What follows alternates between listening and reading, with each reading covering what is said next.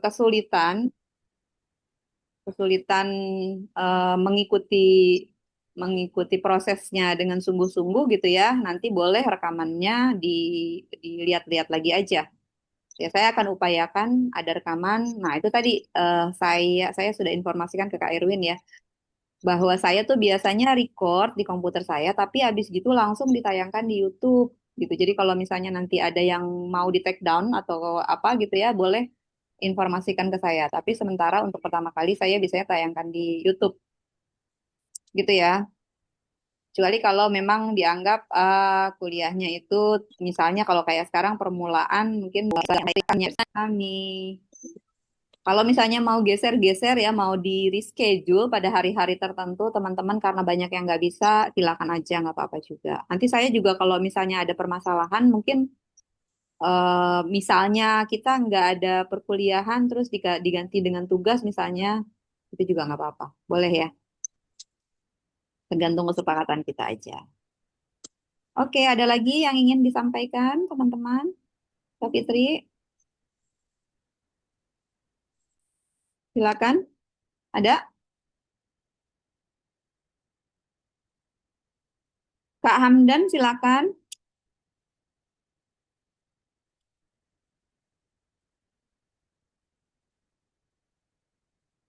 Silakan Kak Hamdan. Kak Hamdan Ahmad.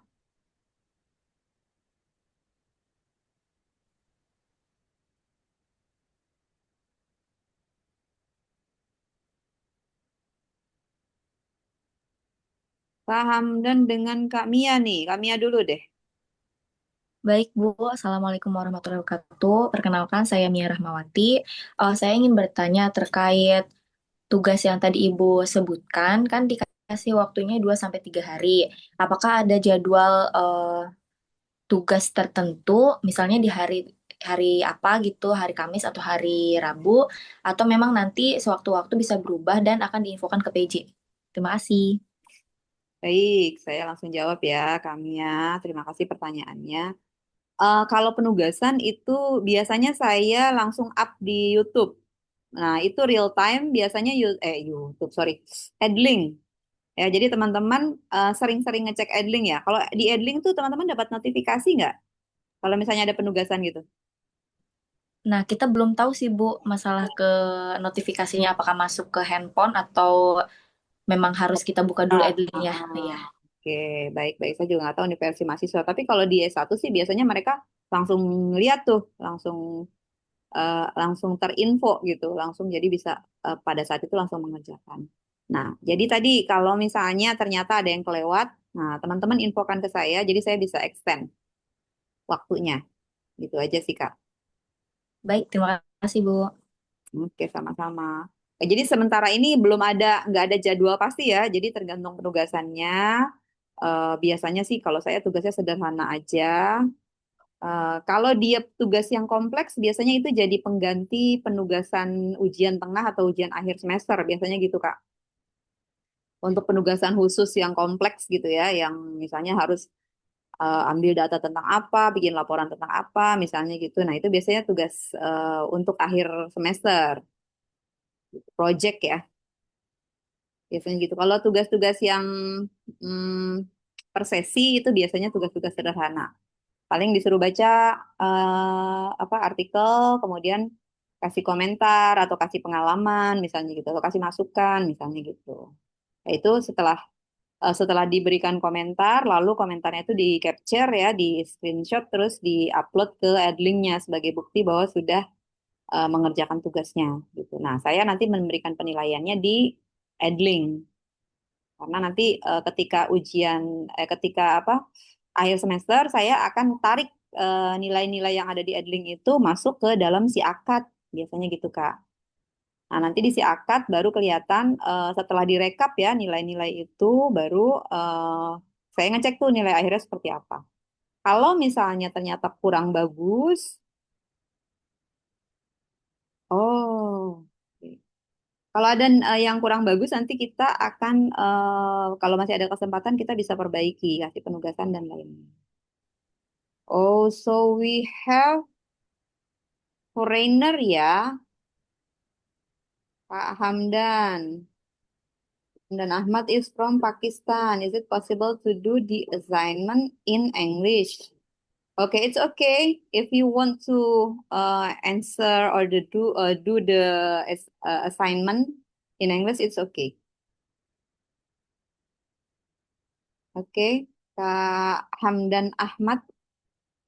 So you can do um, the assignment both in bahasa or English.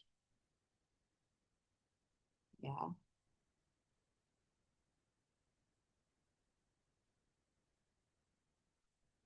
Coba mana ini kakak Hamdannya? Okay, thank you, my pleasure. You wanna say something directly? Mana kak Hamdannya?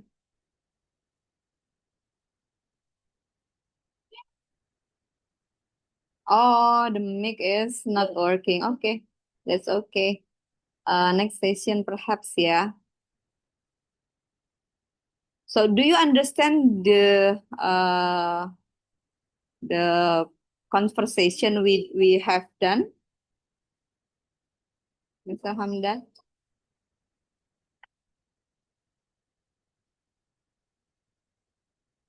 Just in case, yeah, little but not fully. Okay, if you have anything to ask to apa, to make you more understand about the lecture, please let us know ya. Let me know so I will explain it more for you. Oke. Ada lagi yang mahasiswa apa international students selain Kak Hamdan?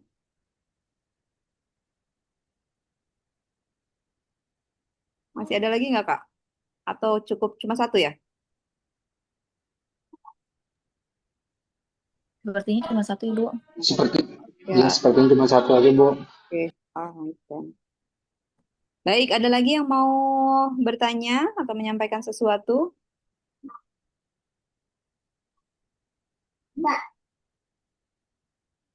Oke, kalau tidak ada, kita mulai dengan saya share screen ya.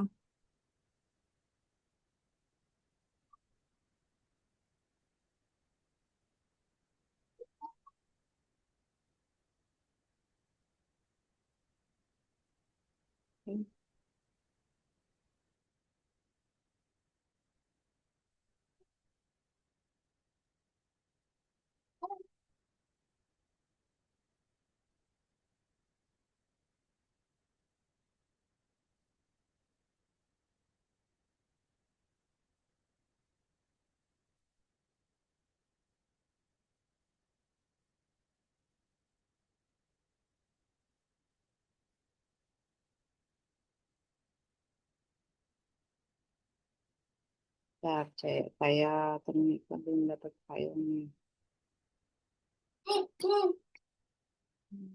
Belajar.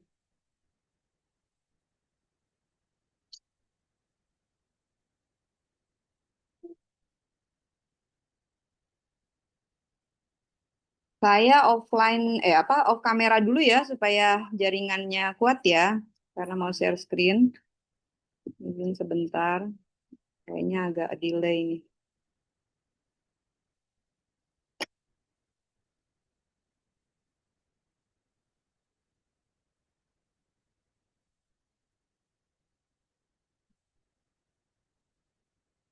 Oh,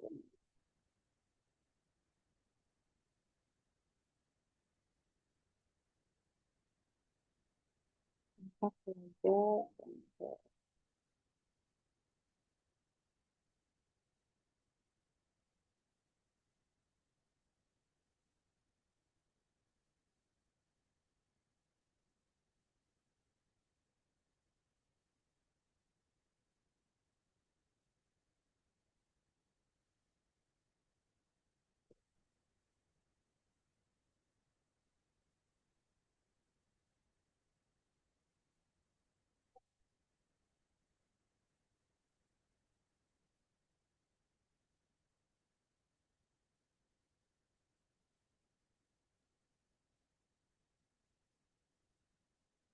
Yeah.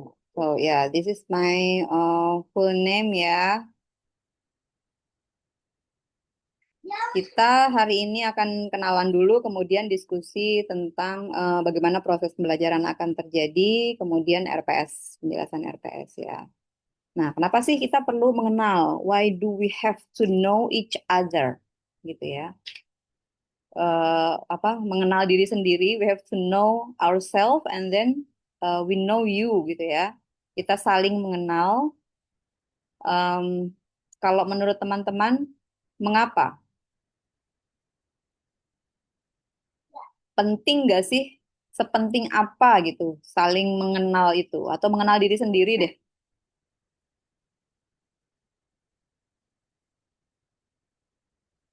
Ada yang punya pengalaman?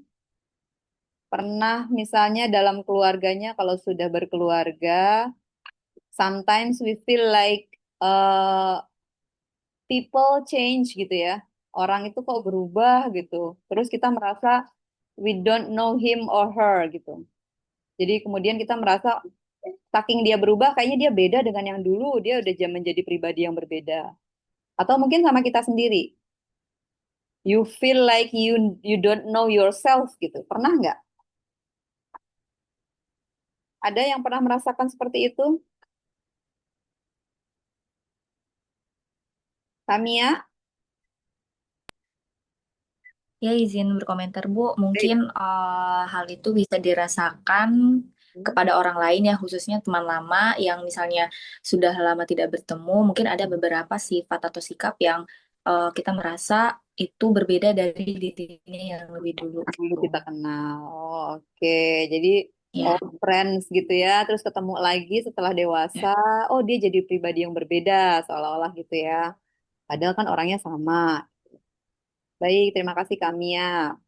Nah, Kak Nisrina, silakan. Izin Bu, Yes. mungkin menyampaikan pendapat. Saya Nisrina. Hmm, Kenapa kita perlu mengenal khususnya diri kita sendiri supaya kita lebih tahu Bu, kita itu kan tiap manusia pasti punya kekurangan kelebihan. Jadi yes. kita bisa lebih tahu nih kira-kira kita apa namanya lebihnya kurangnya di mana. Jadi kita Oke. bisa nanti kira-kira mengambil sikap lain-lain gitu. Dan kita Ya. lebih tahu kemampuan diri kita sendiri. Oke, jadi kita bisa antisipasi gitu ya, kekuatan dan Ya, kelemahan kita. Very good ya. eh apa apa namanya catatan ya Kak? Kadang-kadang sesuatu yang kita pikir kekurangan itu bisa pada situasi yang lain dia jadi kelebihan ya, pun sebaliknya.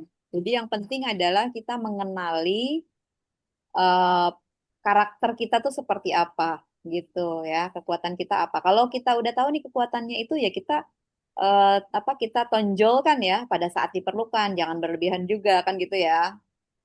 Tapi kalau kita punya kelemahan, sesuatu yang kita anggap kelemahan, nah boleh tuh kita siasati. Ya, pernah nggak punya pengalaman seperti itu, teman-teman? Kalau Kak Nisrina, kelebihannya apa Kak? Sudah bisa teridentifikasi? kelebihannya mungkin ini sih Bu, apa namanya? Saya bisa dibilang introvert. Cuman kalau misalnya untuk kayak memberikan penyuluhan gitu, ibaratnya masih bisa lah gitu. Jadi Oke. introvert tapi bisa tetap memberikan penyuluhan karena kebetulan kan saya kerja di puskesmas. Nah itu bagian promkes Bu. Oke. Jadi Mau nggak mau ya ya? mau nggak mau saya harus itu dan saya senang gitu. Sebetulnya saya senang kayak apa ya? Misalkan punya ilmu saya bagikan ke orang lain, tapi saya bukan tipe orang yang senang ngobrol terlalu banyak Banyak. gitu. Tapi Ah, kalau untuk berbagi ilmu, menyampaikan ilmu ke orang lain gitu, mungkin senang ya gitu. jadi bicara pada saat diperlukan gitu ya.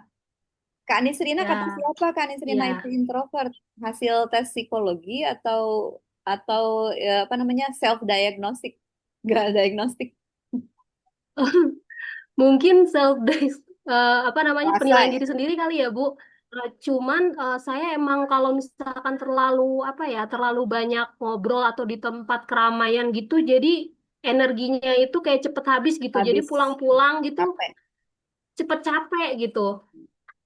Ya, ya, ya. Jadi merasa ya terkuras energi kalau Ya. habis Hmm. apa namanya public speaking gitu ya, kalau ketemu sama orang lain. Heeh, iya Bu. Oke, baik. Terima kasih Kak Nisrina. Orang introvert tapi jadi petugas Ya, Promkes. sama-sama Bu. Oke, betul sekali ya. Teman-teman kalau kita bandingkan sama eh, kurir aja bawa barang gitu ya.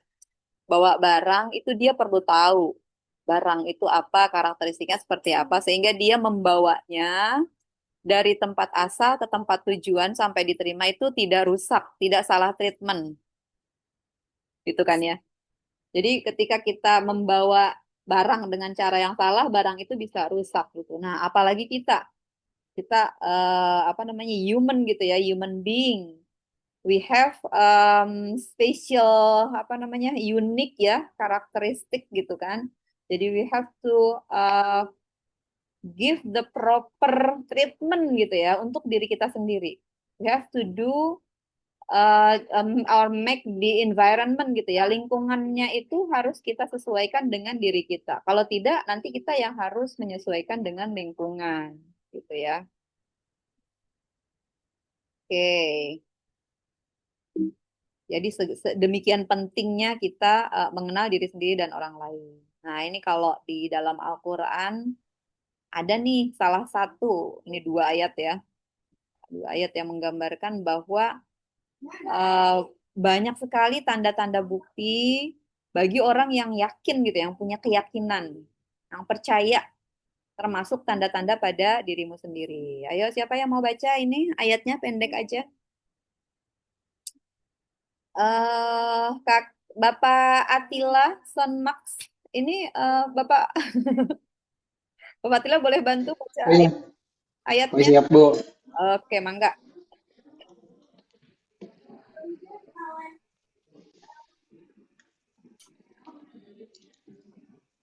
Bismillahirrahmanirrahim.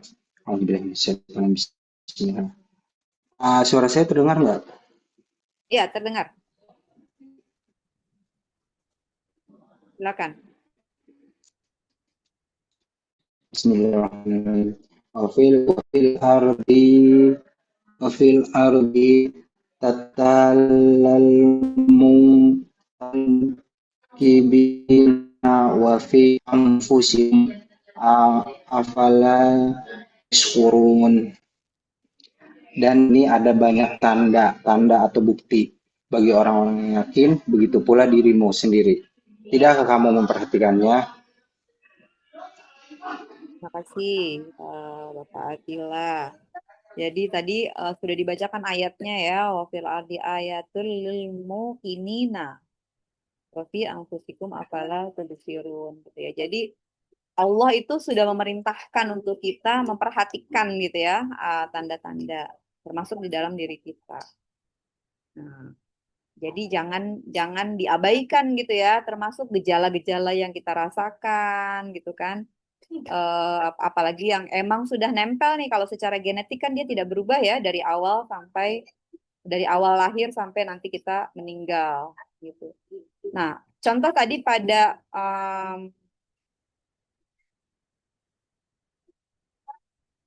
di video itu ya, di video apa namanya YouTube itu tadi sudah nanti boleh dilihat lagi di apa di telusuri lagi. Kemudian ada istilah introvert ekstrovert tadi yang Kak Nisrina sampaikan ya.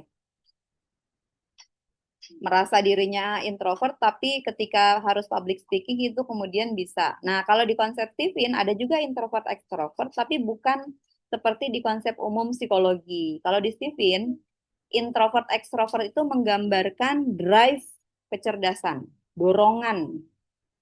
Jadi orang itu bergeraknya karena apa? Motivasinya, ya motifnya gitu. Nah, kalau orang yang introvert itu lapisan otak dominan itu yang bawah, yang berwarna putih dan jaringannya lebih rapat gitu ya, lebih padat. Kalau yang ekstrovert itu dominan lapisan otaknya yang bagian luar yang warnanya abu-abu ya. jaringannya lebih pada lebih renggang gitu ya, lebih jarang. Nah, apa bedanya orang-orang dengan eh, lapisan otak dominannya yang dalam itu yang introvert seperti saya seorang feeling introvert, lapisan otak dominannya dalam berarti saya itu bergerak karena keinginan saya sendiri. Jadi bergeraknya dari dalam keluar. Sebaliknya orang ekstrovert itu dari luar ke dalam. Jadi drive-nya kalau di sini bukan masalah dia mau terbuka, suka berkomunikasi dan sebagainya, tapi lebih ke dorongan. Itu ya perbedaannya yang pertama. Yang kedua, filsafat hidupnya. Orang introvert itu bergerak karena takut neraka. Jadi dia menghindari neraka. We are introvert person, we afraid of nar ya, afraid of the hell gitu kan. Jadi kita akan berusaha sekuat tenaga untuk jangan sampai neraka itu terjadi di dalam hidup saya. Neraka di sini maksudnya filosofis ya. Apa yang tidak disukai, apa yang tidak diinginkan gitu ya, kondisi-kondisi yang tidak diinginkan oleh orang-orang introvert. Sebaliknya orang ekstrovert itu dia mengejar surga. Ya, jadi they always run after the heaven gitu. Apa yang dia inginkan, apa yang dia sukai, cita-citanya, impiannya misalnya gitu ya. Kondisi-kondisi yang menyenangkan buat dia. Atau iming-iming bahasa gampangnya. Hadiah, reward. Rewardnya itu dia kejar. Nah, sehingga cara belajarnya juga berpengaruh nih. Kalau orang introvert itu karena dia menghindari tekanan gitu ya, ancaman. Nah, dia merasa terancam atas sesuatu, baru dia bergerak. Jadi cara belajarnya seperti itu, ditantang gitu ya.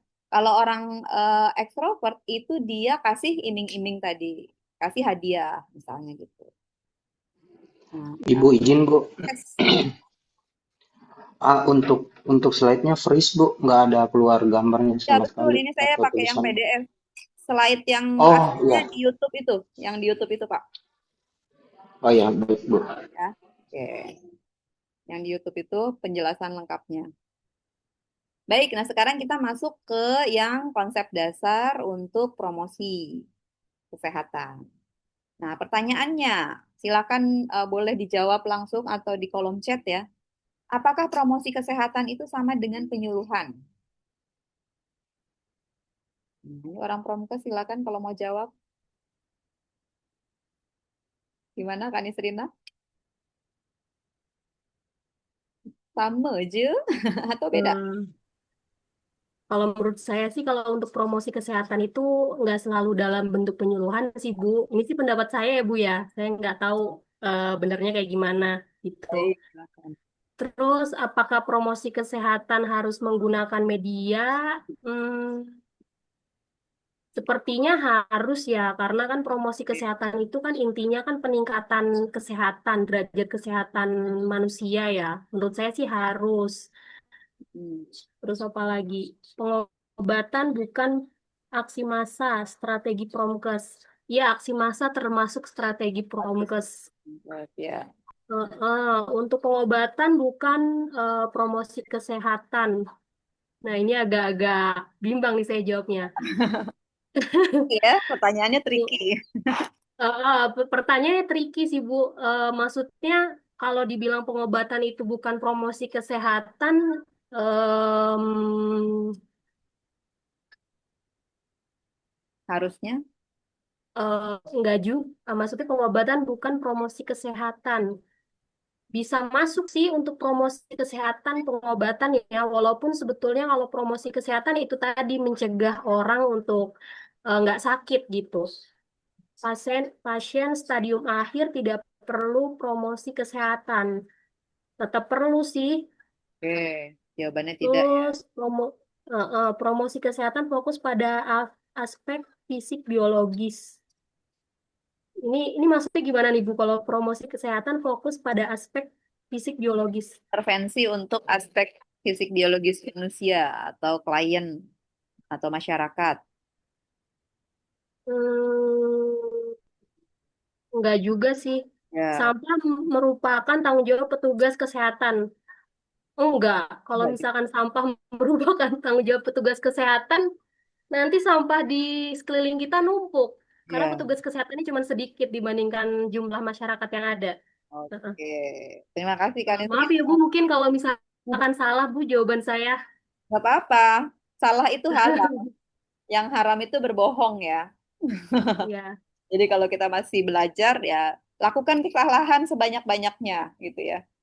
Ada lagunya siapa tuh yang tidak bisa melihat itu? Who I Am gitu ya. Itu kan ada tuh salah satu syairnya gitu kan. Apa? Pokoknya eh, apa sih melakukan kesalahan yang do it the apa? eh, do the mistake gitu ya. In the right way misalnya gitu atau jadi memang apa ketika kita salah itu justru kita lagi belajar gitu ya kira-kira seperti itulah. Nah baik kita bahas ya satu-satu promosi kesehatan itu Boleh menambahkan nggak Bu? ya silakan Kak Irwin gimana gimana. Ini sebenarnya sama aja sih jawabannya yang tadi sama kakak, karena memang kita jadi di puskesmas hampir sama Mm-mm. sebenarnya. Promosi kesehatan atau penyuluhan. Promosi Mm. kesehatan itu kan sebenarnya eh, apa yang memang lagi viral. Mm. Atau tadi konteksnya apa dulu nih, kalau lagi viral biasanya itu rame, terus ya udah kita tampilkan atau kita kasih penyuluhan yang lagi in saat itu. Promosi kesehatan Mm. banyak sih sebenarnya yang tadi kita konsennya ada di PTM, penyakit tidak menular dan lain-lain. Untuk yang promosi kesehatan atau penyuluhan, terus promosi kesehatan harus menggunakan media. Banyak sih sekarang ya Bu ya, medianya Mm. bisa lewat WA group. Apalagi sekarang AI-nya sudah canggih segala macam, Betul. bisa banyak medianya gitu. Maksudnya ada WA group, ada langsung Variasinya dapat lebih banyak gitu pesan ya. tadi. Betul sih sebenarnya, jadi masyarakat tadi walaupun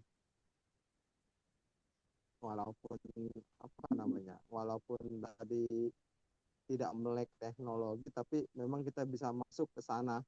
Mm. Terus strateginya promosi kesehatan yang tadi dibilangnya aksi massa, sekarang malah kita lebih banyak membuat video yang memang metodenya itu yang lagi in tadi. Tadi misalkan kayak pelayanan kesehatan gratis dan lain-lain untuk screening kesehatan. Mm. Nah, untuk pengobatan tadi aku malah mau diskusi, kan kita di puskesmas itu Bu, kayak kita dikasih bagian yang memang bukan tenaga promosi, seperti misalkan kita jaga apoteker tuh pernah tuh. Kita kan bisa mengedukasi pasien, silakan Ibu kalau memang pasien itu punya riwayat penyakit hipertensi, kita bilang jangan sampai putus obatnya. Itu Oke. kan sebenarnya salah satu edukasi kita terhadap pasien. Sama kayak tadi kayak pasien TB juga sama Mm. kan, tidak boleh putus obatnya dan lain-lain. Itu memang termasuk yang memang kita kerjakan di puskesmas Bu. Itu aja sih Bu, terima kasih. Baik ini apa namanya elaborasinya lebih dalam lagi ya tentang aktivitas-aktivitas promosi kesehatan dan semuanya sudah relate nih, udah nyambung ya. Promosi kesehatan itu bukan semata-mata penyuluhan, tapi banyak hal yang lain. Kemudian promosi kesehatan harus menggunakan media, ya lebih banyak menggunakan media dan variasi yang lebih banyak. Tetapi kadang-kadang memang tergantung situasi ya. Kalau misalnya di kampung yang memang terbatas banget, nah mungkin eh, kalau kita bisa mengemas pesannya ya, pesannya itu dengan tepat. Yang penting pesannya itu pesan yang tepat disampaikan oleh orang yang tepat pada waktu yang tepat. Kalau misalnya tidak ada media itu bisa saja, boleh saja. Cuma penggunaan media itu akan menguatkan gitu ya, menguatkan daya tangkap misalnya atau keluasan jangkauan dari pesan tadi gitu. Jadi boleh saja sih kalau orang mau promosi kesehatan tidak menggunakan media, cuma sayang gitu kan ya. Sayang karena jangkauannya jadi terbatas gitu. Kemudian tadi yang lainnya sudah oke nih, udah pemahamannya sudah baik ya. Promosi kesehatan itu tidak dilihat sebagai sesuatu yang sempit upaya untuk meningkatkan derajat kesehatan aja, tetapi sebenarnya di setiap apa riwayat alamiah penyakit ya, di setiap stase ya, setiap langkah itu bisa dilakukan upaya promosi kesehatan. Kalau menurut konsep yang five level of prevention gitu ya, five level of preventionnya Level and Clark, Nah, itu health promotion kesannya itu cuma di depan, tapi sebenarnya ketika dalam kondisi sakit juga kita tetap harus melakukan promosi kesehatan supaya eh, penyakitnya tidak semakin parah gitu ya. Bahkan kalau bisa direhabilitasi.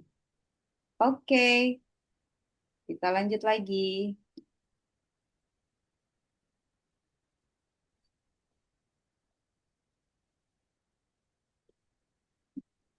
Nah, ini tadi yang saya gambarkan dalam apa namanya tes tes Stephen tadi ya. Ketika seseorang ya, contohnya kalau saya kemarin sudah dites Stephen, saya jadi tahu saya ini siapa, mesin kecerdasan saya apa, saya ketemunya feeling, kemudian drive kecerdasannya introvert. Setelah dites itu harus tahu nih sosial role-nya apa. Jadi di masyarakat, di dalam keluarga, kita berpegang pada sosial role itu. Dari kita lahir, itu sebenarnya kan kita sudah punya potensi ya. Sudah punya, mungkin teman-teman kalau lagi diskusi sama anak-anak SD, SMP, SMA gitu ya. Kadang-kadang itu kita bertanya tentang apa kekuatan dan kelemahannya mereka untuk mereka bisa mengidentifikasi ya mengenali dirinya. Sebenarnya pada akhirnya harapannya kalau dia udah tahu potensinya, lalu dia akan berperan sebagai apa di masyarakat gitu. Kita yakinkan bahwa setiap orang itu juara. Kalau orang juara itu dia diciptakannya juga tidak sia-sia gitu kan, ada tujuan penciptaan gitu. Nah, kalau dia masih hidup berarti misinya itu belum selesai, harus dikerjakan, harus diselesaikan. Sehingga kemudian ketika kita melaksanakan misi kita sesuai dengan potensi yang kita bawa, kita miliki sejak lahir, maka kita hidup, menjalani hidup itu yang gue banget, gitu ya, yang paling nyaman buat kita. We become the best version of us, gitu ya. Kita jadi orang yang versi terbaik diri kita, gitu ya istilahnya kalau di situ.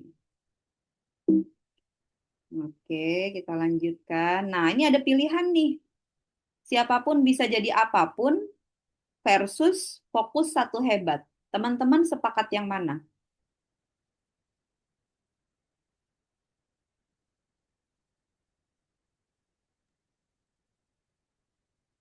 Kakak Mia, pilih yang mana? Kalau saya sendiri lebih ke fokus satu untuk menjadi hebat sih, Bu.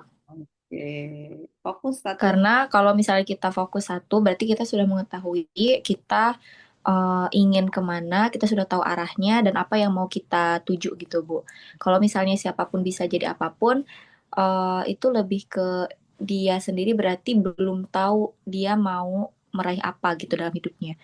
Jadi dia masih bisa banyak pilihan gitu. Tapi Oke. kalau misalnya fokus satu hebat itu berarti dia sudah tahu kelemahan, kelebihan, ataupun potensi yang ada dalam dirinya gitu.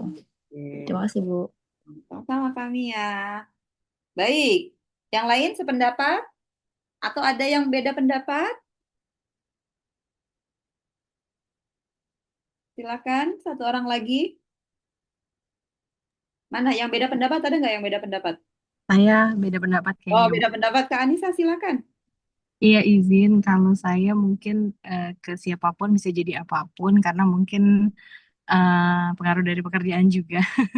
Jadi Hmm. ketika di dalam pekerjaan itu ternyata kita tuh harus menempatkan diri sebagai suatu yang dibutuhkan. Misalkan ketika kita bekerja untuk harus menjadi pemimpin, kalau kita di sini di instansi ini harus ada kader, berarti kita harus bisa jadi pemimpin. Tapi juga kita harus bisa mengayomi gitu kan. Tapi juga saat di bawah kita harus menjadi orang yang mematuhi peraturan berdasarkan instansinya. Seperti itu kira-kira Bu, kalau menurut saya. Ya Terima kasih. jadi pemimpin, tapi kalau pas lagi posisinya lagi di bawah tetap harus Tetap. jadi bawahan ya yang patuh sama norma ya aturan gitu. Oke, baik. Terima kasih. Ada dua pendapat ini dan masing-masing dengan argumennya gitu ya. Nah, kalau di Steven nanti kita lihat ya. Kalau di Steven tadi dengan ke apa dengan eh, hasil pemeriksaan ya dengan metode yang pakai sidik jari tadi itu diyakini bahwa sidik jari itu manifestasi dari cara kerja otak kita. Gitu. Makanya yang dilihat dari sidik jari. Dan setiap orang itu sidik jarinya unik. Nah, Stephen itu ngecek polanya, the pattern of fingerprint itu. Nanti dilihat mana yang paling dominan dengan melihat pola garis dan titik, gitu ya, garis yang tidak putus, kemudian fokus titik di sidik jarinya itu, di 10 sidik jari. Maka kemudian setelah itu orang akan, setelah dites ya, dia akan menentukan social role-nya sebagai apa. Ada orang yang suka tadi tuh jadi pemimpin, dia jadi king. Ada yang server, jadi apa namanya, pelayan, dia hobinya melayani aja. Ada yang perform gitu ya, artisan. Ada yang jadi tentara gitu ya, warrior. Kemudian macam-macam. Ada yang scholar, hobinya belajar aja gitu ya. Ada yang hobinya makan aja, belanja aja. Ada ya kayak gitu. Hobinya jalan-jalan, senang-senang gitu ya. Ada juga tuh yang modelnya seperti itu. Ya, nanti kita lihat. Nah, kalau di Steven itu dia apa namanya tadi pakai sidik jari ya, jadi dia simple. Kemudian akurasinya itu sekitar 95% karena dia metode yang dibuat oleh manusia. Nah, aplikasinya itu di seluruh kehidupan manusia dari lahir sampai dia mati, gitu ya, sampai meninggal. Nah, dia akhirnya bisa diterapkan di semua bidang. Kalau saya pakai di sini nih teaching, kemudian di rumah ya buat parenting, kemudian buat saya kalau belajar ya learning gitu ya. Padahal sebenarnya di yang lain juga bisa tuh, ada Stephen Jomblo yang mau cari pasangan, nah yang baru nikah belajar Stephen Couple, ada bahkan sekarang Stephen Tahfiz menghafal dengan menggunakan mesin kecerdasannya, mengoptimalisasi mesin kecerdasannya. Stephen Financial, bagaimana mengelola keuangan, marketing, dan seterusnya. Profesi gitu ya. Nah ini belahan otak kiri dan kanan. Kita tahu ya selama ini sudah kita pelajari ya apa bedanya. Orang kanan itu biasanya ya agak lain gitu kan. Dia belajar dari pola. Kemudian kalau orang kiri sebaliknya, dia analisisnya kuat, logika, rasional gitu ya, matematik, dan seterusnya. Nah, Stephen itu sebenarnya ini nih, singkatan dari Stephen stands for sensing, thinking, intuiting, feeling, and instinct. Nah, saya tadi feeling. I am feeling introvert. Jadi saya kekuatannya di mengenali emosi dan menjaga hubungan, menjalin hubungan. Makanya saya fokusnya memang pada manusia. Tapi ada yang lain nih, yang sensing, thinking, intuiting. Kalau yang depan ini kan apa yang atas ini neokorteks kiri dan kanan itu biasa disebut, kita sebut apa otak laki-laki gitu ya. Kemudian yang limbik kiri dan kanan itu otak perempuan ya, itu kan ada kiri kanan tadi tuh, jadi ada 4. Nah, 4 ini kalau dalam Stephen cocok dengan yang fokus satu hebat. Tadi yang Kak Mia pilihkan harus fokus satu hebat, itu cocok buat orang STI dan F. Nah, yang satu lagi, yang insting, itu dia bebas jadi apa aja. Kenapa? Karena dia naluriah dan serba bisa. Dia tuh hobinya nimbrung. Ya, he likes to mingle in every apa namanya every crowd gitu ya. Pada setiap kerumunan dia pengennya tuh berkontribusi. He always want to contribute anything he has gitu ya. But sometimes he also can sacrifice himself gitu. Dia bisa mengorbankan dirinya sendiri karena dia ingin membantu orang lain. Ini si otak tengah nih. Tetapi kalau dia tidak cerdas, dia jadi penjahat ya, jadi iblis yang paling mengerikan karena dia serba bisa. Dia cerdas banget nih. Gitu. Makanya hati-hati, saya kalau dapat klien yang ternyata insting, itu dia habis tes psikologi, sebelumnya sebelum dia tes Stephen, saya tanya kan, kenapa mau tes Stephen? Saya sudah tes psikologi, gimana hasilnya? Saya dibilangnya psycho, dibilangnya psikopat, schizofren gitu. Dianggapnya sakit mental. Padahal sebenarnya bukan dianya yang salah, mungkin instrumennya yang tidak tepat. Gitu. Karena si ini insting itu kalau di Stephen langsung langsung ketemu bahwa dia tuh emang dominannya otak tengah. Tapi kalau di tes psikologi itu seperti ambigu gitu. Kalau diibaratkan dengan kalau kita tes apa periksa kesehatan ya, ketika kita datang ke dokter, kita akan dapat anamnesis ya pertama ya. Ditanya kan gejalanya apa, sampai ke riwayat eh, apa keluarga dan sebagainya gitu ya. Nah, itu kan diagnosis primer, ya kan? Seperti halnya juga pada tes psikologi. Ini kan dianggap aja itu sebagai diagnosis primer menggunakan instrumen yang sifatnya subjektif kan, gitu ya. Kemudian kita mempersepsi pertanyaan-pertanyaan itu lalu dihitung skornya oleh psikolog nanti dibanding-bandingkan. Nah, kemudian setelah itu untuk diagnosis penunjang kita perlu tes laboratorium ya, urin, darah, MRI, apalagi dan lain-lain gitu ya. Nah, kalau di tes apa namanya di mesin kecerdasan ini di Stephen kita pakai tes Stephen tadi. Nah, itu diagnosis sekundernya. Jadi sebagai penguatnya. Nanti kalau sudah tahu diagnosis primer dan sekundernya itu bisa cocok, bisa juga merasa tidak cocok ya denial. Sometimes people deny gitu ya hasil dari tes Stephen-nya. Beberapa orang itu memerlukan waktu. Kadang-kadang dia apa marah gitu ya, marah dibilang misalnya seseorang yang merasa dirinya thinking tapi dibilangnya feeling atau sebaliknya, terus dia nggak mau terima gitu. Tapi setelah dia telusuri, oh iya ya dulu itu saya waktu kecil sifatnya seperti itu, jadi ternyata dipengaruhi oleh lingkungan, maka dia sifat tadi kan dibilang ya kok dia jadi berubah gitu, jadi lingkungan itu mempengaruhi kita. Kalau kita belajar FGL ya, fenotip fenotip adalah hasil dari ya pengaruh dari genetik plus environment gitu kan. Genetiknya 20%, environmentnya 80%. Jadi pengaruh lingkungan itu terlalu besar. Tapi genetik itu kan tidak berubah. Selalu berubah, selalu dinamis. Baik, sekarang kita masuk ke tujuan pembelajaran ya. Peran dosen dan mahasiswa sekarang kita sepakati ya. Nah, ini kemarin saya sempat ikut kajian, terus Ustadznya bilang nih, di dunia ini majelis yang diridhoi Allah itu cuma dua katanya. Yang pertama majelis rizki, majelis kita untuk mencari nafkah, untuk menjaga apa kehidupan yang gaya hidup yang apa namanya menurut kita sesuai gitu ya, untuk mengembangkan diri dan seterusnya. Kemudian satu lagi majelis ilmu. Yang lainnya itu hati-hati, jangan-jangan itu melenakan gitu ya. Kita harus hati-hati. Nah, jadi pastikan setiap kali kita bertemu di dalam forum ini terutama ya, nah itu jadikan sebagai majelis yang bermanfaat. Salah satu dari dua ini. Kemudian kita selalu berdoa untuk minta ilmu yang bermanfaat. Kita ya Allahumma inni as'aluka ilman nafi'a gitu kan ya. Allahumma inni a'udzubika min ilmin la yanfa katanya gitu kan. Jadi kita minta terlindung dari ilmu yang tidak bermanfaat. Emang ada ya ilmu yang tidak bermanfaat?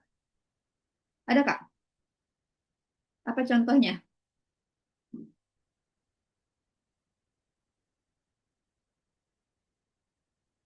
Ada yang tahu? Ilmu tapi nggak ada manfaatnya atau malah merusak gitu ya. Kalau saya sih melihatnya, ya kalau sekarang banyak ya yang tidak bermanfaat tapi dilakukan oleh orang gitu, sekedar buat bermain-main gitu ya. Jadi belajar mempelajari sesuatu tapi nggak ada manfaatnya. Gitu. Misalnya kalau orang jadi konten kreator, anak saya ada nggak yang punya anak atau punya keponakan terus dia bilang pengen jadi konten kreator? Ada? Pengen jadi selebgram gitu? Istilahnya, selebgram ya? Ada Bu yang jadi Atau dirinya, YouTuber. Mas Irwin pengen jadi itu? Ya, kadang-kadang saya iseng aja Bu kalau lagi turun ke sekolah mau jadi apa kita juga YouTuber Pak gitu. Jadi YouTuber, benar. Anak saya dulu bilang gitu. Anak saya tuh intuition, dia bilang mau jadi YouTuber. Terus saya bilang, boleh jadi YouTuber, tapi YouTuber apa? Kan kalau misalnya ada keponakan kita gitu, anak kita terus nonton orang yang cerita-cerita nggak ada manfaatnya gitu, cuma lucu-lucuan aja, atau main-main game, buang-buang waktu kalau menurut kita gitu ya. Itu nggak ada manfaatnya tuh gitu. Tapi kalau konten kreator yang ya ada ilmunya lah gitu kan, Belajar ngaji kah, belajar bahasa kah, belajar keterampilan tertentu misalnya, itu ada manfaatnya, it's okay. Nanti kan kita dimintai pertanggungjawaban gitu ya. Nah, jangan sampai kita punya ilmu nggak ada manfaatnya tuh, atau malah malah kasih mudarat gitu ya. Nah, sekarang kalau ditanya orang-orang sekolah dari SD sekarang sampai S2, katanya kan mau belajar di sekolah itu. Mau belajar apa? Cari ilmu. Cari ilmu tuh apa sebenarnya? Pada prinsip dasarnya kan dia sebenarnya harusnya bisa menyelesaikan masalah. Masalah yang mana? Masalah sehari-hari aja. Gampangnya gitu. Lah, kalau ada nggak orang sekolah tapi malah nambah masalah? Orang datang ke sekolah malah terjadi kriminal, bully, kemudian apa lagi? Masalah-masalah lah, tawuran dan lain-lain. Gitu ya. Orientasi seksualnya jadi berubah misalnya. Ada nggak orang masuk ke pondok pesantren misalnya? Kan tidurnya sama-sama laki, sama-sama perempuan tuh. Pulang dari sana malah orientasi seksualnya berubah. Ada nggak kayak gitu? Ya, nauzubillah min dzalik. Ada pengalaman ibu dan bapak, tetangga misalnya gitu pernah dengar kasus? Ada sih Bu, kalau untuk pengalaman, Misalnya gimana? eh lebih ke itu perubahan seksualitas gitu kan ya. Hmm. Jadi dia merasa awal mula terjadinya itu karena saat masuk ke pondok pesantren. Pertama kali pengalamannya itu di pondok pesantren. Jadi dia menjadi kaum LGBT gitu. Sampai sekarang, Kak. Sampai sekarang Kak. Terus gimana kondisinya? Sehat walafiat atau udah terkena sesuatu, IMS kah misalnya atau apa?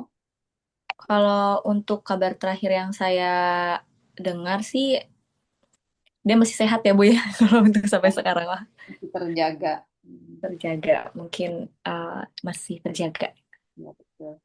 Terima kasih Kak Mia sudah berbagi.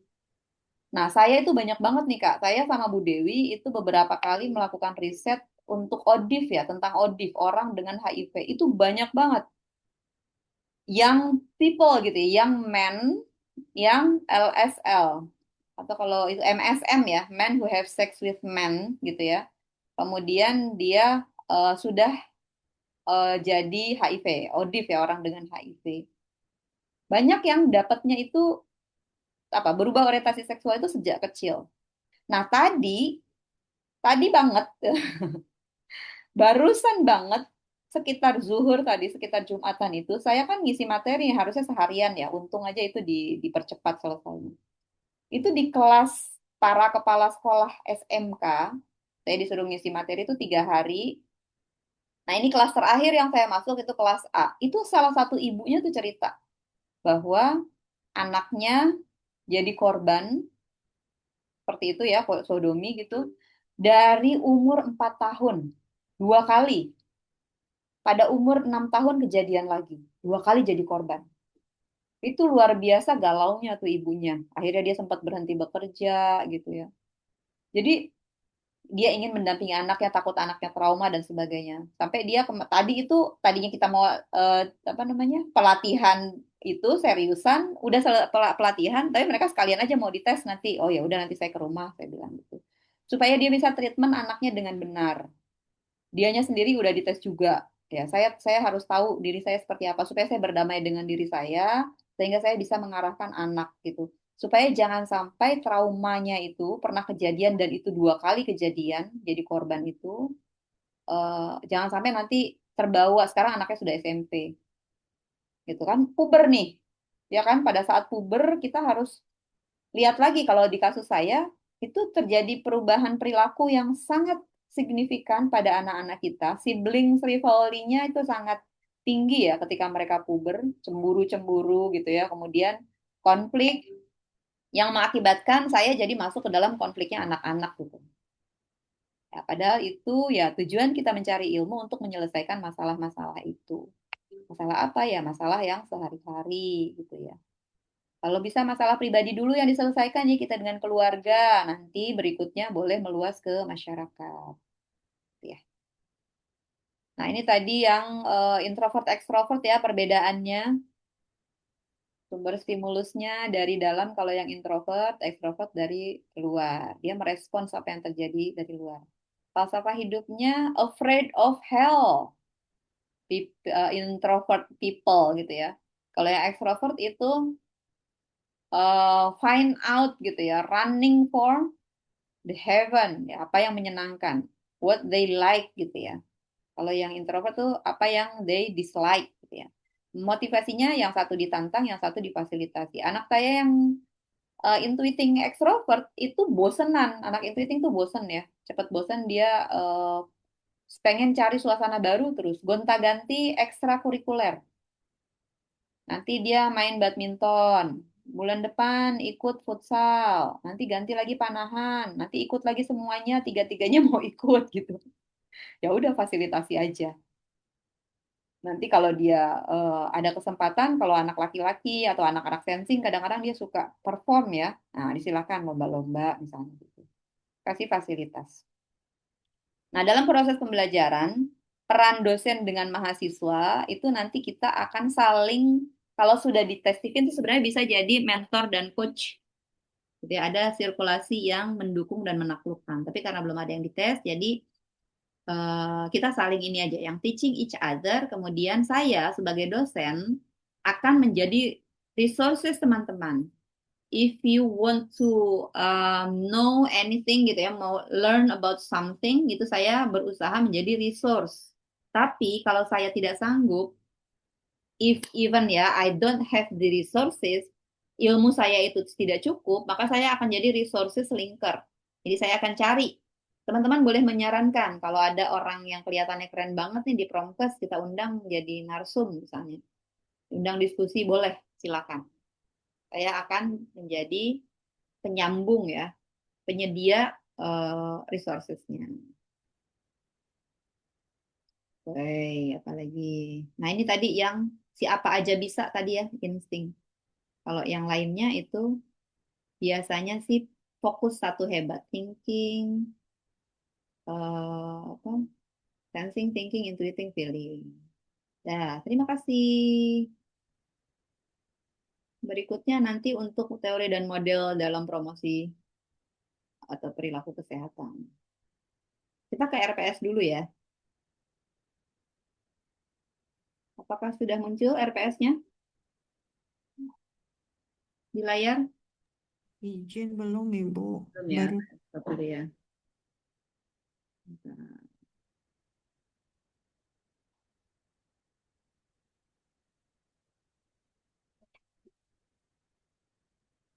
Nah, ini RPS-nya. Oh, saya belum kasih linknya ya untuk RPS ya, Kak? Udah belum, Kak Irwin? Sepertinya belum deh, Bu. Belum ya? Oke, nanti saya kasih Ya. linknya.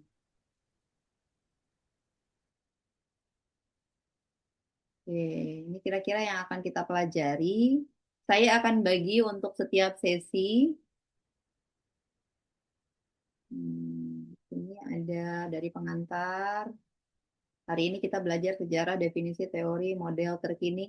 Tapi kalau udah bosan kasih tahu saya ya. Saya nggak mau nanti kita kuliah tapi teman-teman udah hatinya udah nggak di sini. Nggak apa-apa kita geser ke sesi yang berikutnya.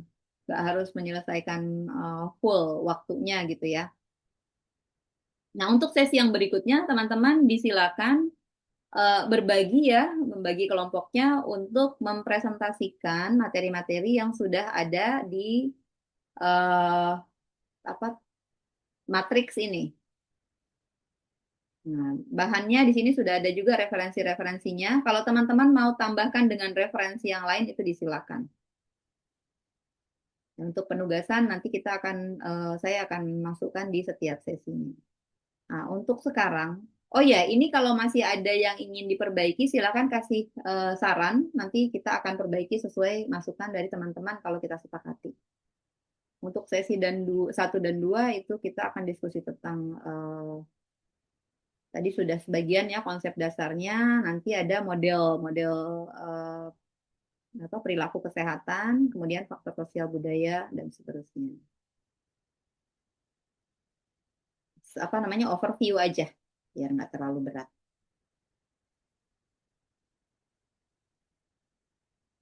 Oke, kita kembali lagi ke slide. Oke, sekarang saya punya pertanyaan untuk konsep dasar perilaku. Silakan, ada yang mau berpendapat? Kakak Julfani, boleh?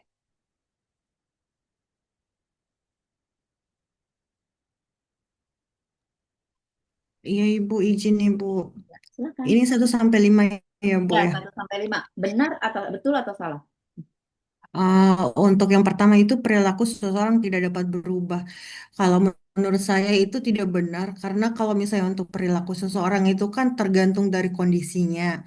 Kalau misalnya kondisinya untuk apa namanya mewajibkan dia untuk berubah, pasti dia akan mengikutinya. Tapi dengan hal yang positif seperti itu, Ibu. Seperti tadi yang dibilang sama teman-teman sebelumnya tadi tuh. Untuk peran dalam keluarga misalnya, kalau misalnya seorang ibu kan nggak harus terus-terusan dia bisa sebagai apa namanya apa namanya tuh lebih ke apa perempuannya, tapi kan kadangkala kalau misalnya air galon nih di rumah habis, pastikan kekuatan dia juga dipakai seperti itu. Jadi sesuai dengan kondisinya seperti itu. Terus yang kedua itu faktor genetik dapat berubah dan kecil pengaruhnya terhadap perilaku. Kalau untuk faktor genetik ini eh, bisa jadi ya atau bisa jadi tidak juga Ibu. Kembali lagi ke lingkungan tadi. Kalau misalnya genetik kan bisa dipengaruhi lagi. Kalau misalnya lingkungannya mengarahkannya untuk berubah dari faktor genetiknya, mungkin dia akan berubah. Jadi tergantung dari lingkungannya. Terus yang ketiga itu niat merupakan determinan utama perilaku sesuai dengan teori of risk action, theory of planning behavior. Kalau menurut saya kalau ini bisa jadi ya Ibu, karena kalau misalnya niat seseorang untuk melakukan sesuatu itu dia dilandasi atas niatnya dulu untuk melakukan sesuatu perilaku yang akan dia lakukan seperti itu. Terus yang keempat itu the Hall Belief Model menyatakan manusia selalu mempertimbangkan untung rugi dalam berperilaku. Ini tidak juga Ibu, kadang kalau misalnya kita dalam kemanusiaan kan ada kalanya kita tuh ada yang ruginya misalnya dalam hal waktu, misalnya di pelayanan kan. Kalau misalnya udah waktunya habis, kita kan nggak mungkin langsung ya udah selesai nih waktunya. Tapi kan kita akan kembali lagi ke kemanusiaan kita. Jadi kalau misalnya untuk rugi waktu pasti ada di situ. Jadi itu tidak harus. Kalau misalnya yang kelima itu perubahan perilaku dianggap menetap setelah dilakukan secara konsisten selama 3 bulan. Ini menurut saya bisa ya, bisa tidak juga Ibu. Tapi tergantung dari lingkungan tadi lagi seperti itu. Itu sih menurut saya Ibu, kurang lebihnya. Oke, makasih Kak Zulfani. Nanti kita lihat penjelasannya di bawah ya dengan skema perilaku-perilaku, apa teori-teori perilaku yang tadi dipertanyakan. Oke, sebelum melanjut saya jawab dulu, merespons dulu chat nih. Udah banyak nih yang ada di chat room. Oke.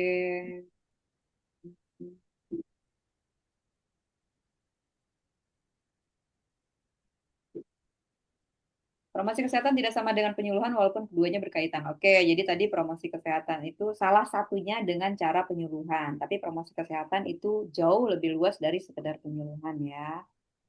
Siapapun bisa jadi apapun. Manusia seringkali dituntut multi peran. Peran dalam keluarga, dalam pekerjaan. Kadang kita berubah peran, dipindahkan ke tempat atau divisi lain yang kadang beda interest. Oh ya betul. Tapi kadang-kadang ada juga orang yang merasa ah nggak cocok di sini, akhirnya tobat profesi. Nggak tahan. Ada yang punya pengalaman? Nah, tapi kalau menurut saya, ya silakan. Ada yang mau merespons, Kak Tristiani? Ya, halo Ibu. Assalamualaikum. Ini mau direspon yang nomor berapa ini? Enggak, ini saya masih jawab yang apa masih merespons yang di chat room. Oh, baik. Ini ya. Jadi kalau menurut saya perilaku seseorang itu satu bisa berubah karena tergantung dari pemahaman dia terhadap dirinya, kemudian tujuannya, dan juga terhadap kondisi dirinya. Kedua juga untuk faktor genetik. Ini pengaruhnya sebenarnya cukup besar dan banyak penelitian yang menyatakan ada pengaruh faktor genetik terhadap sifat diri. Namun kembali lagi juga memang setuju tadi sama eh, rekan siapa tadi maaf Kak Mia ya atau Kak Nisrina bahwa itu tergantung dari lingkungannya bagaimana kayak gitu. Lingkungannya bagaimana dan juga kembali lagi ke pemahaman dirinya terhadap eh, lingkungan, terhadap dirinya dan juga terhadap tujuannya lagi. Ketiga, niat merupakan determinan utama perilaku. Karena menurut saya niat itu benar merupakan determinan utama dan niat itu akan menentukan tujuan gitu.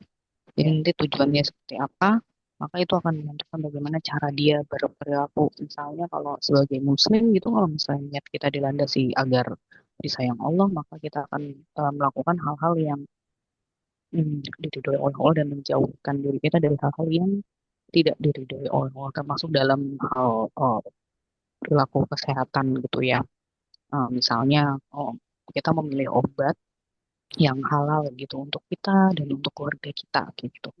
Nah, keempat, health belief model menyatakan manusia selalu mempertimbangkan untung rugi dalam berperilaku. Sebenarnya menurut saya sih, eh, yang namanya ikhlas itu sebenarnya adalah eh, ketika manusia itu hanya mengharapkan ridhonya Allah dalam dalam tindak tanduknya dia atau hanya ya hanya untuk mengharapkan kasih sayangnya Allah terhadap dirinya itu disebut ikhlas dan itu kan sebenarnya juga keuntungan bagi dirinya gitu kan. Hmm. Keuntungan Jadi jangka panjang sebenarnya ya. iya keuntungan jangka panjang. Jadi saya setuju sih dengan health belief model ini bahwa ya udah misalnya kayak saya kenapa saya memilih obat yang halal gitu. Ya karena itu adalah pilihan yang diridhoi oleh Allah kayak gitu. Jadi keuntungannya ya saya sehat, selain itu saya juga disayang Allah kayak gitu. Kelima juga perubahan perilaku dianggap menetap setelah dilakukan secara konsisten selama 3 bulan. Ini saya kurang setuju karena itu tergantung dari kondisi yang melatar belakangi perubahan tersebut selama 3 bulan. Apakah karena tekanan atau karena ada kesadaran pribadi. Jadi kalau misalnya karena tekanan bisa jadi nanti setelah 3 bulan berontak dan kalau misalnya karena kesadaran pribadi dan dia merasakan keuntungan dari perubahan yang dia lakukan selama 3 bulan bisa jadi perubahan tersebut menetap. Oke. Kurang lebih seperti itu sih. Terima kasih, Kak. Iya. Baik, udah dapat 2 respons ya untuk kuis di apa di apa pendahuluan untuk ke teori perilaku. Oke, kita kembali ke chat room-nya. Em, di sini ada pertanyaan tentang apakah ini mirip dengan 16 personalities test? Ini ada perbedaannya ya Kak ya. Kalau yang tadi Stephen itu ya. Kalau Stephen itu dia memiliki pemahaman single apa single kepribadiannya gitu ya. Jadi kepribadiannya itu tunggal, single personality, tetapi multi angle view ketika dia dilakukan aplikasi gitu. Kalau yang personality test yang 16 itu atau misalnya yang lebih ekstrim lagi talent mapping misalnya. Talent mapping itu 34 atau 38 ya. Tema bakatnya itu banyak gitu ya. Jadi nanti satu orang itu akan teridentifikasi memiliki 5 sampai 7 bakat yang utama, kemudian yang lainnya itu kurang. Nah, kalau di Steven tidak. Kita satu single intelligent walaupun dia tetap ada pengaruh dari misalnya jenis kelamin, kemudian golongan darah misalnya gitu ya. Nah, itu ada pengaruh-pengaruhnya, tetapi utamanya itu akan dilihat dari mesin kecerdasan dan drive kecerdasan tadi, gitu, yang dianggap single gitu ya. Nanti dia akan diaplikasikan dari lahir sampai meninggal itu pada seluruh bidang kehidupan. Kemudian ini jawaban atas pertanyaan yang tadi ya, yang sia-sia tadi, ilmu yang sia-sia ya. Ilmu yang tidak diridai Allah, ilmu klinik, santet, kedap, pesugihan, ilmu hitam gitu ya. Ilmu yang menyesatkan dan misinformasi dan seterusnya. Oke, baik. Nah, niat akan menentukan tujuan. Oke, udah banyak yang respon. Pada dasarnya manusia memikirkan untung rugi. Iya ya, manusia itu biasanya nggak mau rugi ya, maunya menang banyak ya. Tapi kalau tujuannya adalah Allah, biasanya keuntungan itu yang dia dapatkan. Oke. Perilaku dapat berubah asal pribadinya sendiri yang ingin berubah. Yes, jadi motivasinya dari dalam. Nomor dua salah ya, genetik itu harusnya tetap ya, tidak berubah. Ya, niat itu penting. Nanti kita lihat masing-masing teorinya nih. Perilaku seseorang dapat berubah. Oke, baik kita kembali ke eh, materinya. Kita lanjutkan. Nah ini ya kalau di psikologi, betul sekali perilaku itu belum traits. Ya, jadi dia belum melekat, dia akan bisa berubah. Kalau personality itu sudah traits. Tapi personality kalau dari versi psikologi itu sepertinya bisa berubah karena ukurannya itu, coba kalau teman-teman tes psikologi yang pakai psikometri ya itu instrumennya kita isi, kita persepsi, lalu kita menjawab sesuai dengan persepsi kita. Gitu. Kadang-kadang di tes hari ini, kemudian di tes lagi tahun depan itu bisa berubah. Personalitinya seolah-olah berubah. Kalau pakai tes yang psikologi, yang psikometrik. Tapi kalau tesnya yang pakai yang Vivin itu dia tidak berubah, gitu ya. Jadi tergantung nih definisi personality-nya yang mana. Tapi kalau di Steven itu sebenarnya dia nggak bilang itu personality ya, tapi kecerdasan. Jadi intelligence, gitu. Intelligence, kecerdasannya manusia, bukan personality. Makanya dia tidak akan berubah. Kemudian karakter itu ya, traits-nya sudah berulang. Kemudian kalau watak, nah, kadang-kadang kita pakai, emang udah wataknya gitu ya. Traits-nya sudah melekat. Nah ini tidak berubah nih, watak dasarnya. Gitu ya. Nah kalau di Stephen itu ada teori strata genetik Stephen. Nah, yang paling kuat pengaruhnya terhadap fenotip kita, perilaku kita khususnya, itu jenis kelamin, kemudian baru mesin kecerdasan dan drive kecerdasan, baru kapasitas. Kadang-kadang kita tuh tes IQ dulu ya, belum tahu Stephen-nya, tapi udah tes IQ. Jadi kita kadang-kadang wrong judgment gitu ya, keliru menilai. Kemudian terakhir ada golongan darah. Golongan darah ini juga memberikan respon tertentu dalam berperilaku. Nah ini tadi ya, Stephen itu singkatan dari sensing, thinking, intuiting, feeling, dan instinct. Nah, itu yang serba bisa. Nah, kita masuk ke teori sekarang. Health Belief Model. Kalau teman-teman ingat dulu yang peminatannya PKIP atau promosi kesehatan, ya. Health Belief Model itu kata kuncinya di belief, ya. Kemudian konsep utamanya, konstruk utamanya itu ada di sini nih, perception of threat itu terdiri dari perceived susceptibility to disease dan perceived severity of disease. Jadi kalau orang akan merasa terancam kalau dia merasa mungkin terkena, mungkin terpajan atas sesuatu, dan masalah itu atau penyakit itu serius atau parah. Nah, baru dia merasa terancam. Itu kira-kira ya. Nah, sekarang contoh flu. Flu itu persepsi keterancamannya tinggi atau rendah?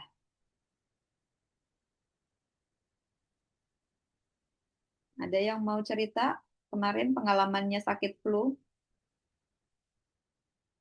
influenza, ya bermacam-macam jenis. Ada yang batuk pilek akhir-akhir ini?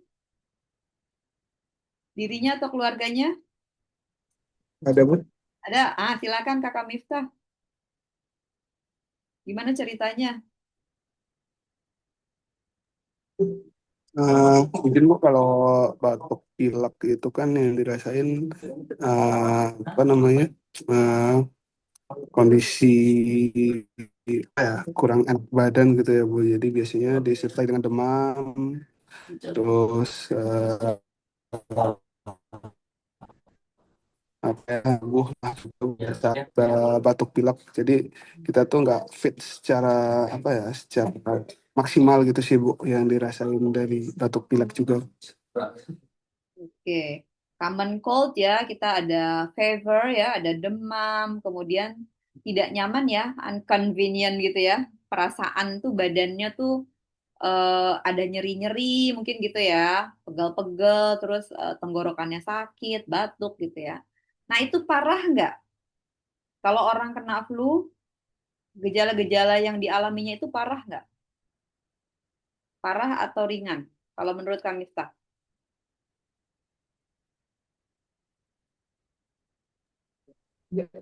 Termasuk ringan mungkin Bu kategorinya. Oke, biasanya Karena orang Indonesia anggapnya ringan ya, karena dia mungkin sih masih Bu. bisa kerja gitu kali ya Kak ya. Iya, ini saya Masih juga bisa sambil kerja nih Bu. beraktivitas. Oke, baik. Ini Raisen di Kariska, silakan. Ya, ayo. Kan untuk apabila flu ya Bu ya. Mm-mm. Jadi kalau menurut kondisi tubuh itu kan tergantung bisa ringan atau parahnya itu kan bisa tergantung jenis ininya sendiri ya Bu ya. Ini flu-nya. Apa namanya jenis flu-nya. Jadi Ya. ada flu biasa yang tadi Ibu sudah sampaikan seperti common cold itu. Nah mungkin itu gejalanya bisa ringan sampai sedang. Nah, itu biasanya kalau yang saya rasakan Ibu kayak hidung tersumbat gitu, mungkin tenggorokan sakit, kemudian ada batuk ringan, kemudian badan agak agak pegal-pegal gitu. Terus kemudian ada demam ringan juga gitu. Nah, tapi bisa menjadi parah itu mungkin jika misalkan kondisi imun kita sedang lemah nih Bu. Kayak Oke. misalkan pada ibu hamil, pada anak kecil atau penderita penyakit kronis itu kan imunnya sedang turun gitu, sedang jadi dia apabila dia terinfeksi virus influenza tipe berat gitu. Mm-mm. Jadi ada pasti ada komplikasi-komplikasi seperti pneumonia, kemudian bronkitis, atau bahkan bisa juga infeksi telinga. Jadi gejala flu berat itu biasanya itu mungkin demam tinggi, kemudian ada sesak nafas, Oh kemudian iya. nyeri dada gitu loh. Seperti itu sih Bu, pendapat saya. Baik, terima kasih Kariska. Jadi bervariasi ya, tergantung jenis flu-nya, kemudian tergantung juga respons tubuhnya, kondisinya pada saat dia terkena itu gitu ya. Silakan Kak Yuni, boleh Baik Bu, terima disampaikan. kasih.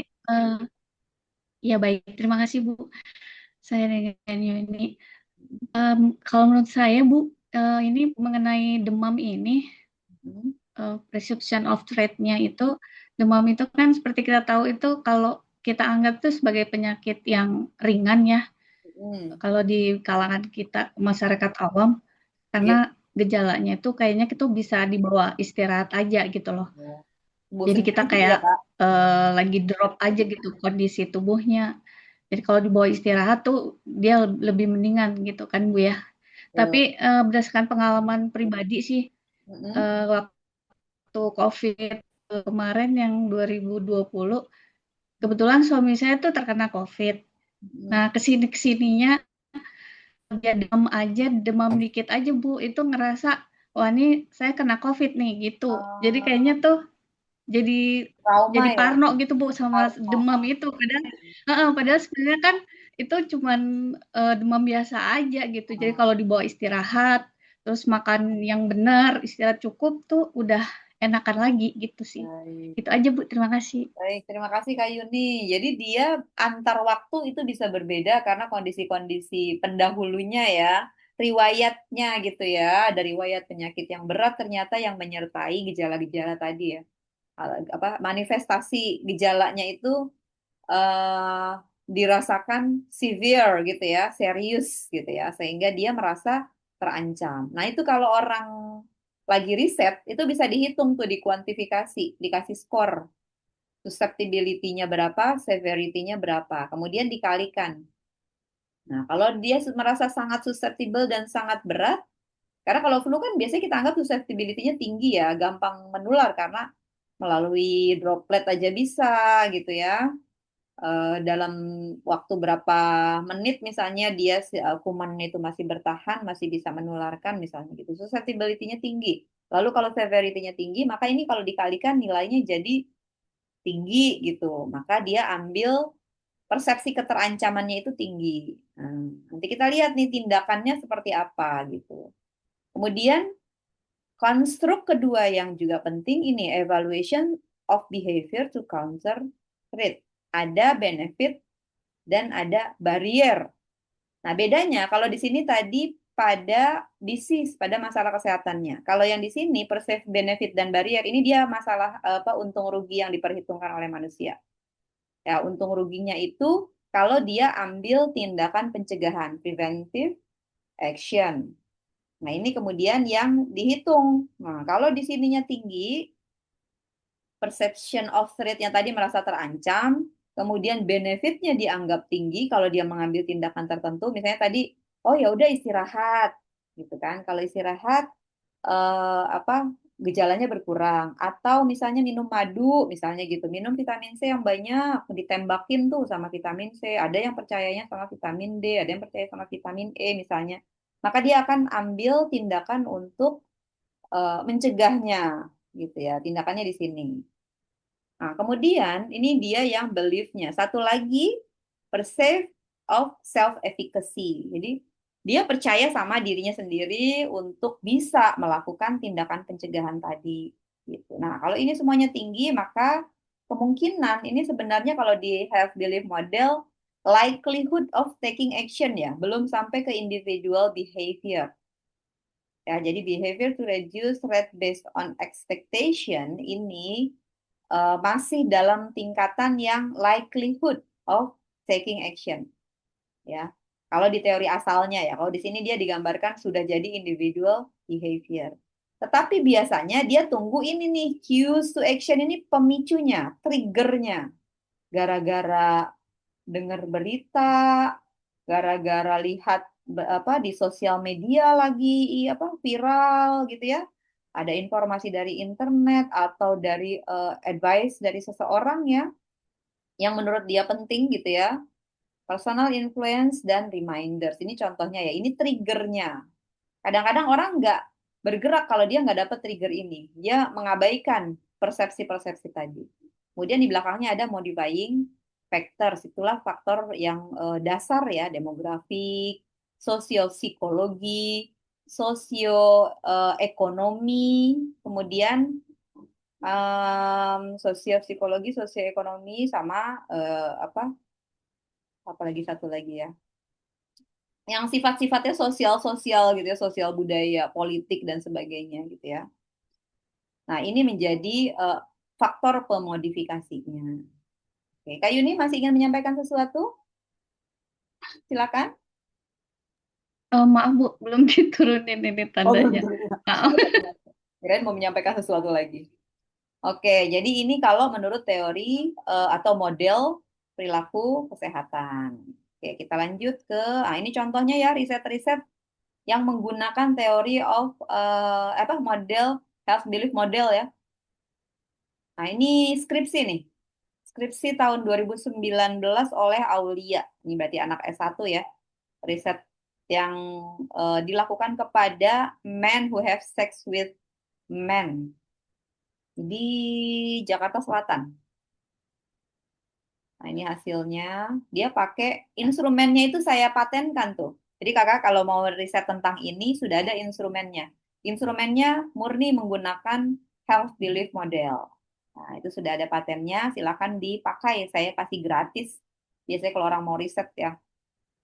Nah, ini teori yang kedua tadi di pertanyaan berikutnya tentang niat ya. Kalau bahasa agamanya innamal a'malu binniat ya.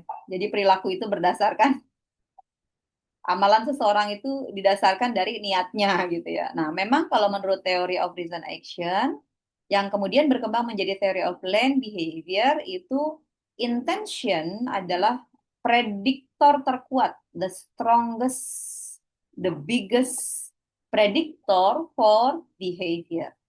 Jadi intinya ada di intention. Dari mana datang intention? Ini yang birunya muda, ini adalah dasar theory of reason action, biru muda. Yang penambahan di theory of learned behavior ini yang warna birunya lebih tua. Ada control, belief, ada perceive, power, dan perceived control. Ini adalah tambahan untuk theory of planned behavior. Lainnya itu teori dasarnya dari TRA, Theory of Reason Action. Nah, di sini kalau teman-teman mau riset tentang attitude, sikap, nah ambil teori ini, Kak. Kalau Anda mau riset nanti salah satu variabelnya attitude, boleh pakai teori ini karena dia menjelaskan di sini variabel attitude. Attitude itu apa? Dasarnya dari behavioral belief sama evaluation of behavioral outcomes. Maksudnya apa? Sikap seseorang itu dia ambil dari keyakinan berperilaku. Gitu. Keyakinan bahwa perilaku itu nanti memiliki atribut-atribut tertentu. Misalnya tadi apa? Ada yang menyebutkan tadi kalau olahraga misalnya gitu. Kalau olahraga itu atributnya apa? Olahraga kalau atribut yang fisik itu kan perabotan ya, peralatan ya. Nanti orang punya persepsi ini peralatannya murah apa mahal gitu kan. Kemudian kalau atribut yang menempel di dirinya, misalnya sifat-sifat, oh kalau olahraga itu pegel, capek, misalnya gitu kan. Kemudian keringetan, bau, misalnya gitu. Jadi akhirnya punya kecenderungan untuk kurang suka olahraga. Nah, itu tadi atribut-atributnya itu dievaluasi.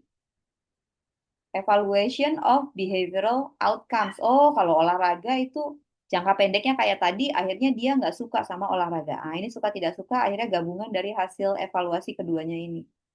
Ya, behavioral belief bahwa setiap perilaku itu memiliki atribut, nah atributnya itu dievaluasi baik atau buruk, lalu dia menjadi suka atau tidak suka. Gitu. Nah, ini harus spesifik nih. Perilaku di sini nih harus spesifik perilaku apa.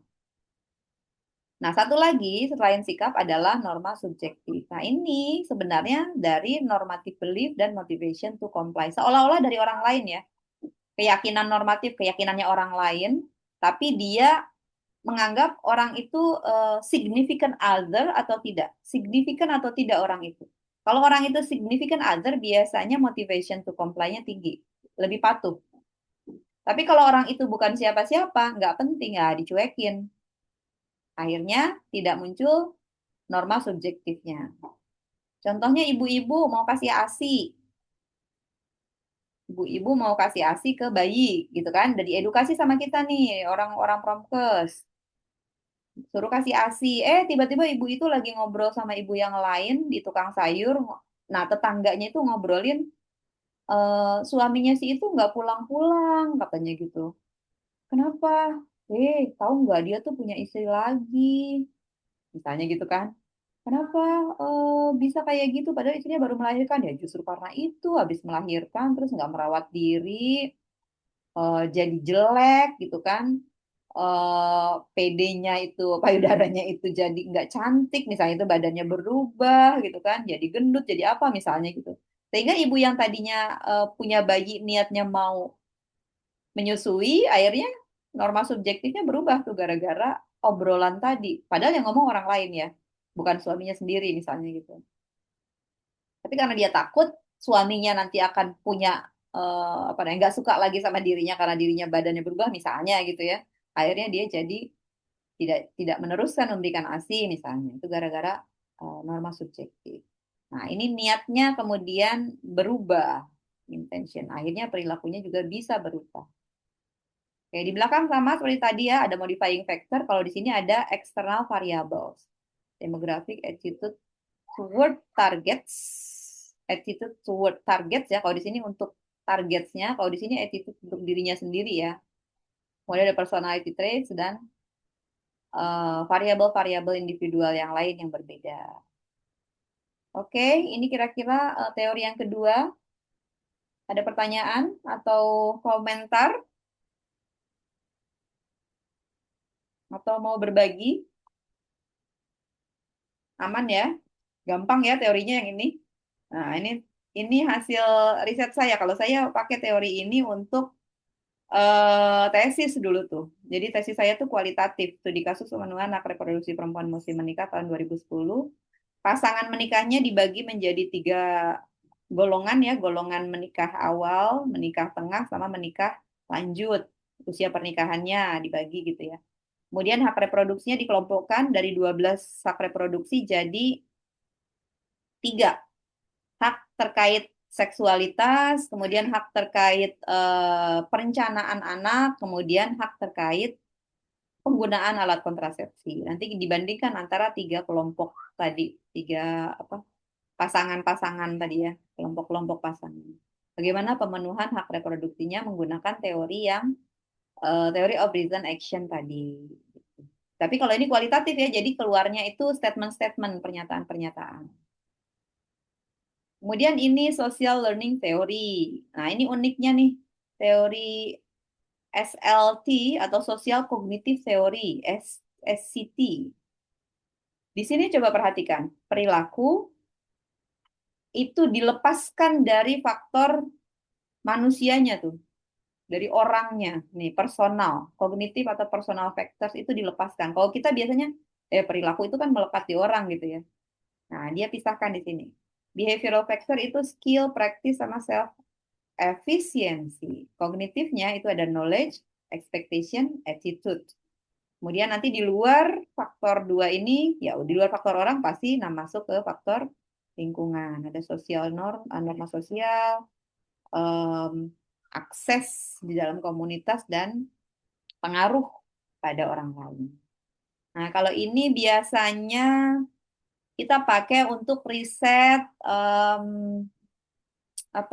pada anak-anak gitu ya, pada media misalnya yang melibatkan media, atau pada anak-anak karena di sini ada konsep vicarious learning, belajar dari meniru atau modeling. Nah, anak-anak kan kayak gitu ya, mencontoh. Ini biasanya dipakainya untuk riset-riset seperti itu. Nah, risetnya yang mana? Ini contohnya. Saya bikin riset, pubertas ya, waktu saya S3 itu saya risetnya pendidikan pubertas. Jadi pendidikan pubertas pada sekolah dasar, situasi dan solusinya seperti apa. Ibu dan Bapak tahu anak-anak kita mimpi basah dan menstruasi di usia berapa sekarang? 9-10 ya? 9-10. Jadi masih SD kelas 3, kelas 4 itu udah pada haid dan mimpi basah ya. Nah itu kalau haid dan mimpi basah, tanda pubertas awal, tengah, atau akhir? Awal. Awal, oke. Setuju yang lain? Ada yang tidak sepakat? Akhir, Bu. Akhir. Oke. Akhir ya. Agak lupa juga sih. Kenapa akhir? Awal. Karena ada tanda-tanda yang sebelumnya Oke, tanda terjadi dulu. sebelumnya apa? Seperti payudaranya tumbuh, terus Fisik ya? payudaranya tumbuh, kemudian muncul rambut-rambut. Yes. Baik. Jadi perubahan fisik dulu ya, baru haid dan mimpi basah. Oke, kalau teman-teman baca di buku teks ya, Nutrition Through Life Cycle, itu ada peak velocity, height, weight, kemudian body image ya, citra tubuh. Nah, itu duluan, baru menstruasi dan mimpi basah. Artinya, mimpi basah dan menstruasi itu adalah tanda akhir pubertas. Nah, ini kepake banget ketika kita mau intervensi, scaling up anak-anak yang pendek itu ya, yang stunting.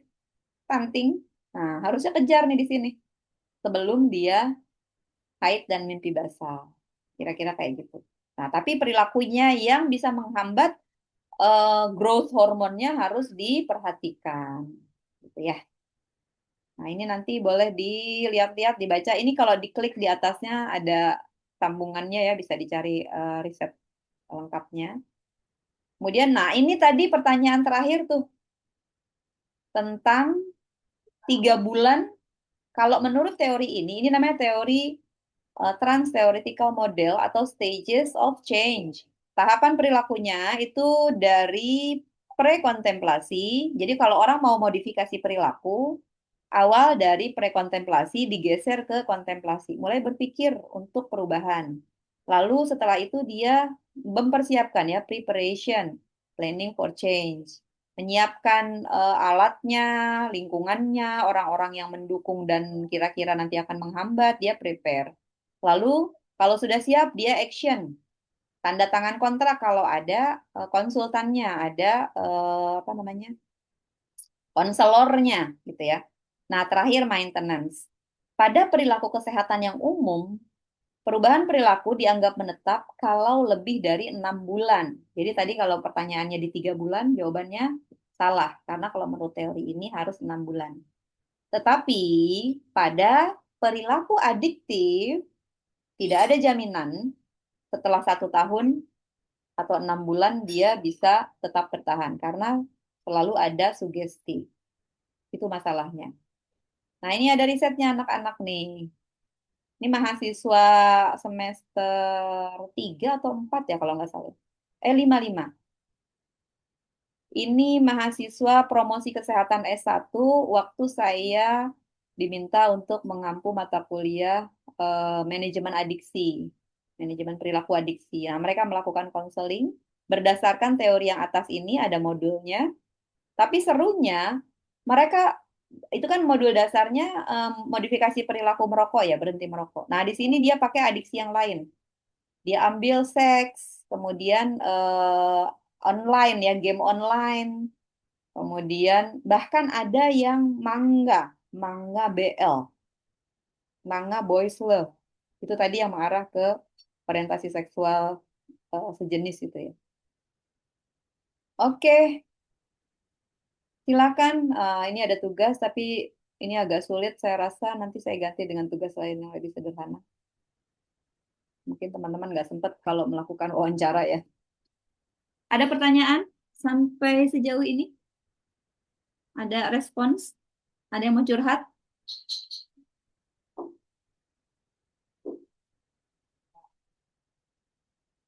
Atau sudah cukup?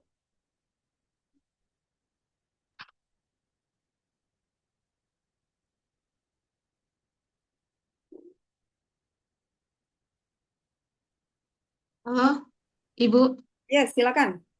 Ini Ibu. Mm-mm.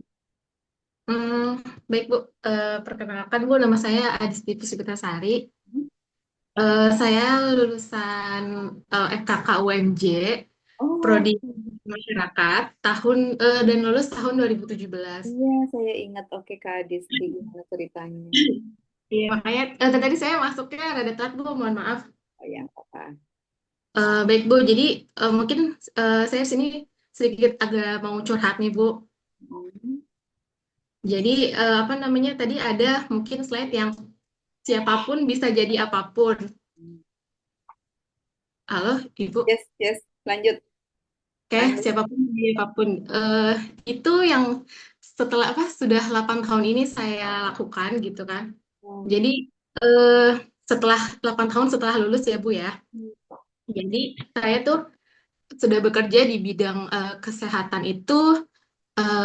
Saya waktu pas setelah lulus saya bekerja di FKK UMJ setahun.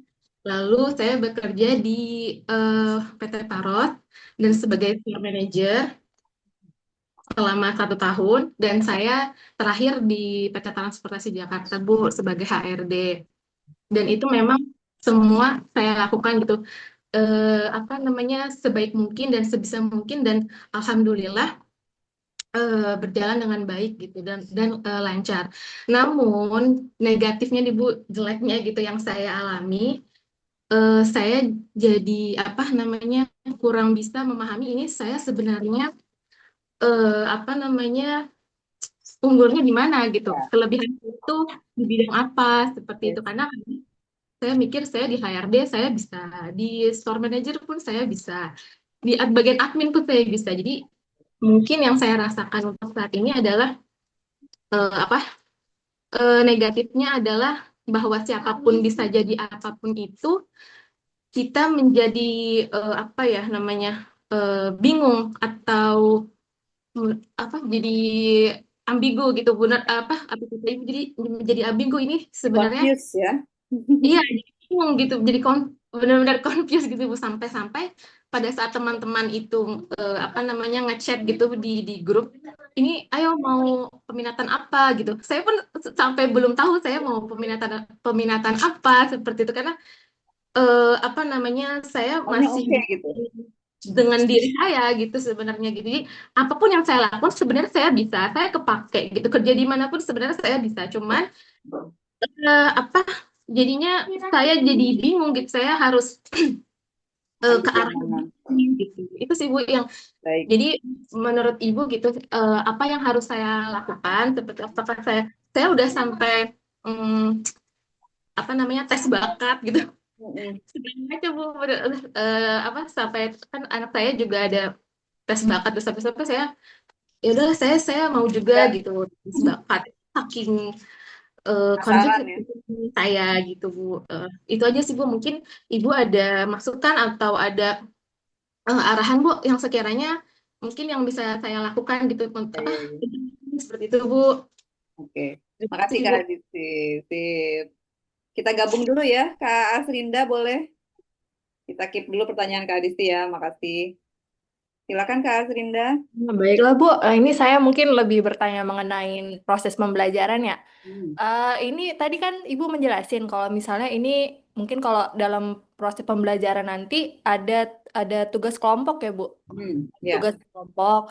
Terus itu pembagian tugas kelompoknya gimana ya? Dan kalaupun misalnya kita nih disuruh presentasi, itu sistemnya gimana ya Bu? Apakah Ibu setelah memberikan materi baru kita presentasi atau emang sistem pembelajarannya kita diskusi bareng-bareng gitu? Terima Ya. kasih Bu. Baik. Ya, makasih sama-sama Kak Asrinda. Baik, saya jawab yang Kak Asrinda dulu deh ya. Ini soalnya kalau yang Kak Adisti panjang nih penjelasannya. Untuk perkuliahan sesi yang berikutnya, teman-teman, kalau saya karena saya feeling, jadi saya membebaskan teman-teman untuk membagi kelompoknya sendiri, gitu. Yang penting sesuai dengan jumlah sesi sisa yang harus kita selesaikan. Itu yang pertama. Kemudian yang kedua, untuk mekanisme presentasi, teman-teman disilakan untuk menyusun, ya, menyiapkan materi untuk presentasi, tidak harus dalam bentuk makalah, tidak perlu, makalahnya tidak perlu, tapi cukup presentasinya dalam bentuk slide presentasi boleh, mau ditambah video oke gitu ya, misalnya video pendek gitu ya, atau mau bikin animasi nggak apa-apa, boleh.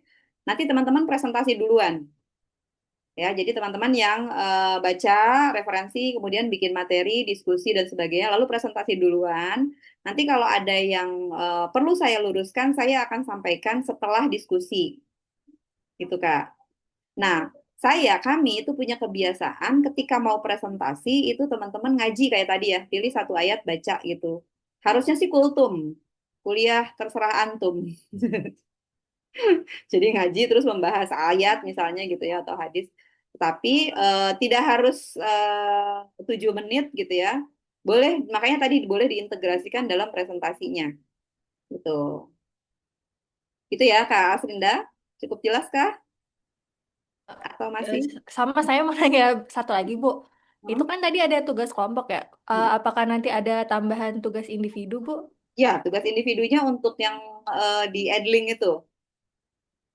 Ya, tugas individunya nanti yang gampang-gampang, misalnya komentar tentang apa gitu ya, supaya ada catatan apa namanya komponen penilaian yang dari hal-hal yang rutin ya, yang per sesi gitu. Nah, itu untuk jaga-jaga aja supaya teman-teman pas ujian akhir nanti misalnya nilainya kurang, nah kita ambil komponen dari penugasan-penugasan. Gitu ya, Kak ya. Oke Bu, udah jelas. Terima kasih Bu. Baik, nanti kalau merasa ada yang terlalu berat atau terlalu complicated atau terlalu pendek waktunya, silakan komplain nih, informasikan ke saya. Ya. Nah, baik. Sekarang untuk Kak Adisti, pertanyaannya bagus sekali. Bentar, saya sambil ngecas ya. Saya pindah dulu.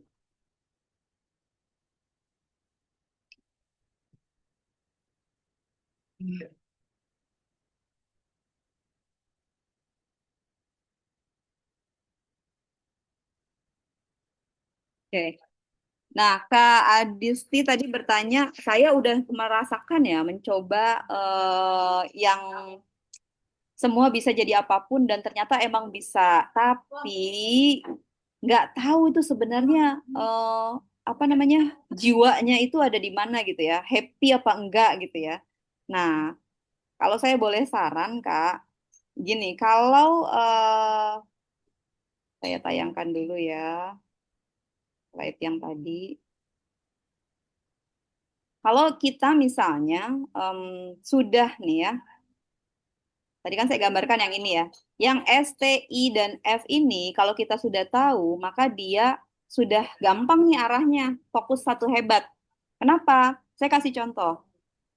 Anak saya itu waktu kelas 1 SMA dia bilang tidak mau kuliah. Padahal saya baru lulus S3 ya.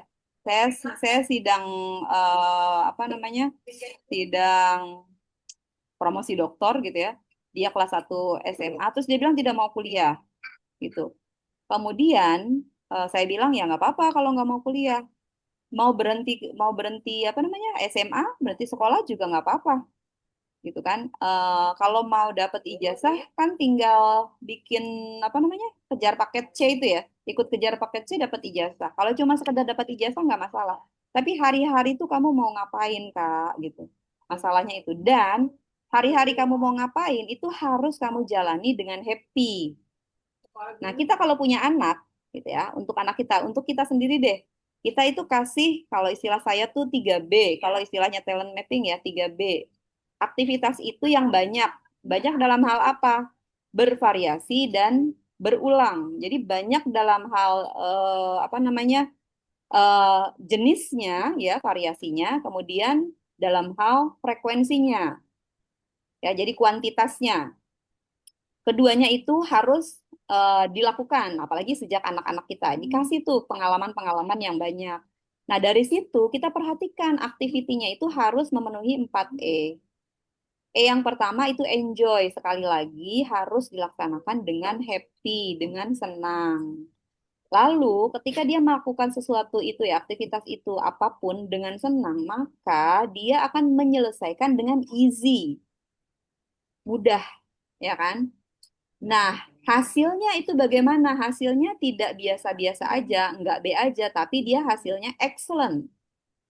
Ketiga ya, enjoy, dilaksanakan dengan enjoy, selesaikan dengan easy, hasilnya excellent, dan terakhir adalah earn. Earn itu artinya ada manfaatnya, ada perasaan senang misalnya untuk dirinya sendiri. Bahkan mungkin di masa depan itu bisa jadi profesinya dia, bisa jadi sumber penghasilannya dia.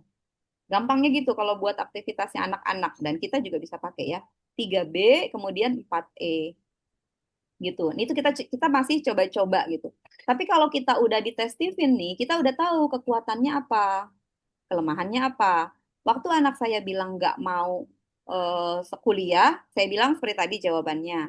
Tapi kemudian saya kasih pemahaman supaya tetap itu harus tanggung jawab. Kamu kan udah daftar di sekolahan itu, jadi harus selesaikan. Masalah kamu nanti sekolah terus nggak juara nggak apa-apa. Kamu tetap juara di hatiku. Ya, orang feeling kan ngomongnya gitu ya. Makanya dia jatuh cinta gitu kan.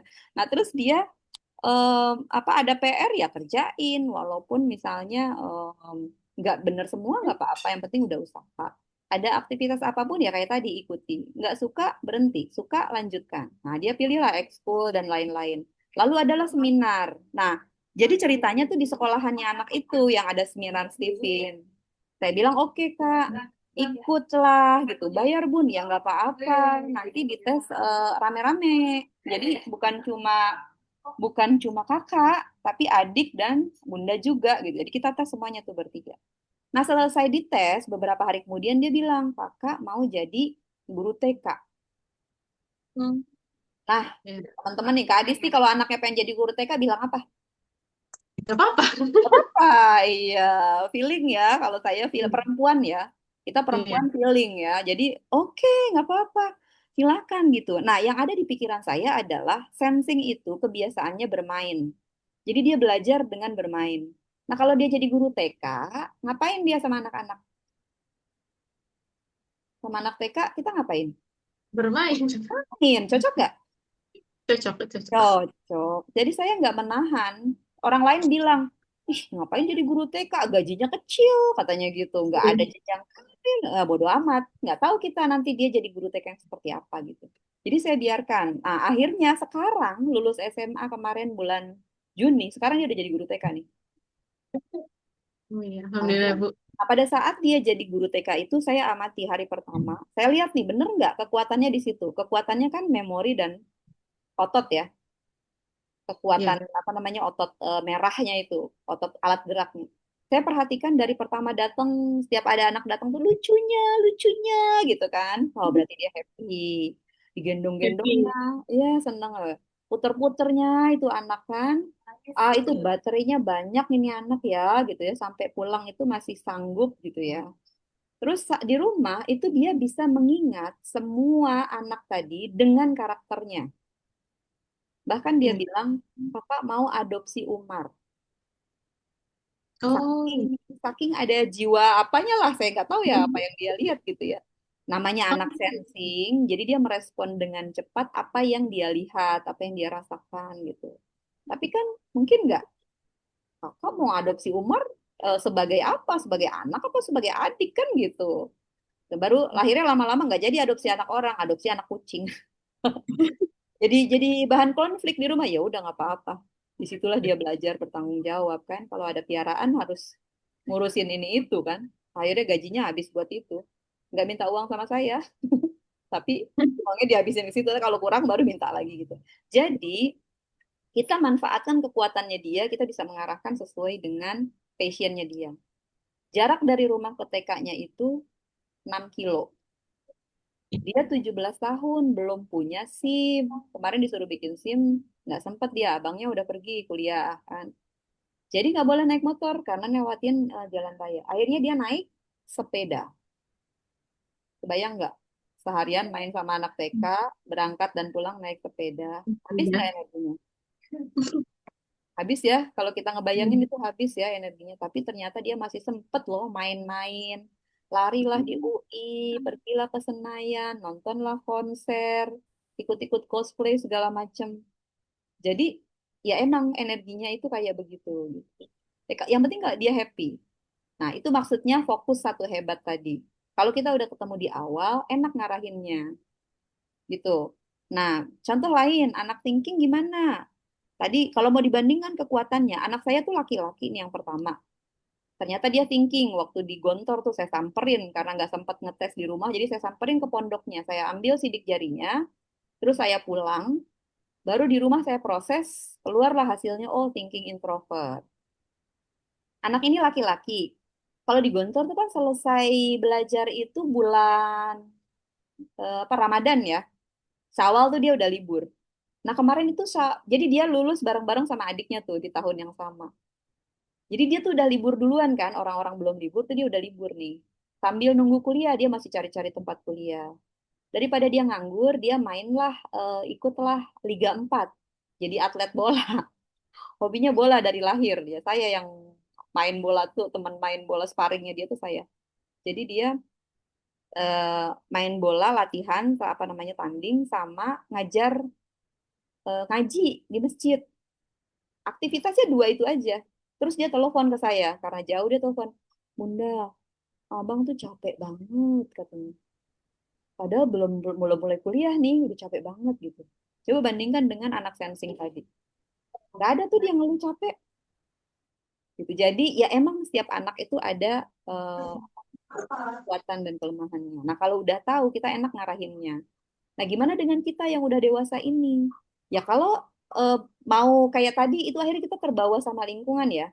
Kerja ini oke, kerja itu oke, tapi kemudian nggak menjalani dengan hati yang apa bergembira, bersemangat gitu loh. Kalau bahasa saya tuh hidupnya jadi nggak gue banget, kerja nggak gue banget gitu kan, belajar nggak gue banget. Kita kan pengennya hidup yang gue banget kan, gitu sih Kak. Jadi Iya, mungkin, jadi mungkin Heeh. jadi saya sih menangkapnya gini ya. Saat ini saya bisa mengambil pelajaran, berarti saya sampai ini ke anak-anak saya gitu. Kayaknya saya harus lebih tahu duluan nih dia akan apa namanya kelebihannya di mana, terus Betul. karakternya di mana gitu. Jadi terus nanti yang cocok buat dia tuh di mana itu sampai saya lakukan karena saya tidak mau anak saya nanti seperti saya gitu. Jadi Ah, yang di mana apa namanya yang di mana saya sekarang dalam tahap proses dalam tahap kelabilan gitu ke apa namanya kebingungan gitu seperti jadi mungkin ya mungkin memang lebih baiknya kita harus lebih apa ya tahu dulu kali ya Bu maksudnya betul. kita kemana gitu, apa kelebihan kita di mana, terus juga karakter kita baiknya kemana gitu, apa karakter kita tuh baiknya tuh Cocoknya eh, gitu ya. kemana gitu untuk apa namanya karirnya nanti seperti itu gitu mungkin ya Bu. Yes, setuju Kak. Dan kalau diceknya itu dari kecil, ya itu tadi ada kesempatan untuk kita mengarahkan. Tetapi Iya.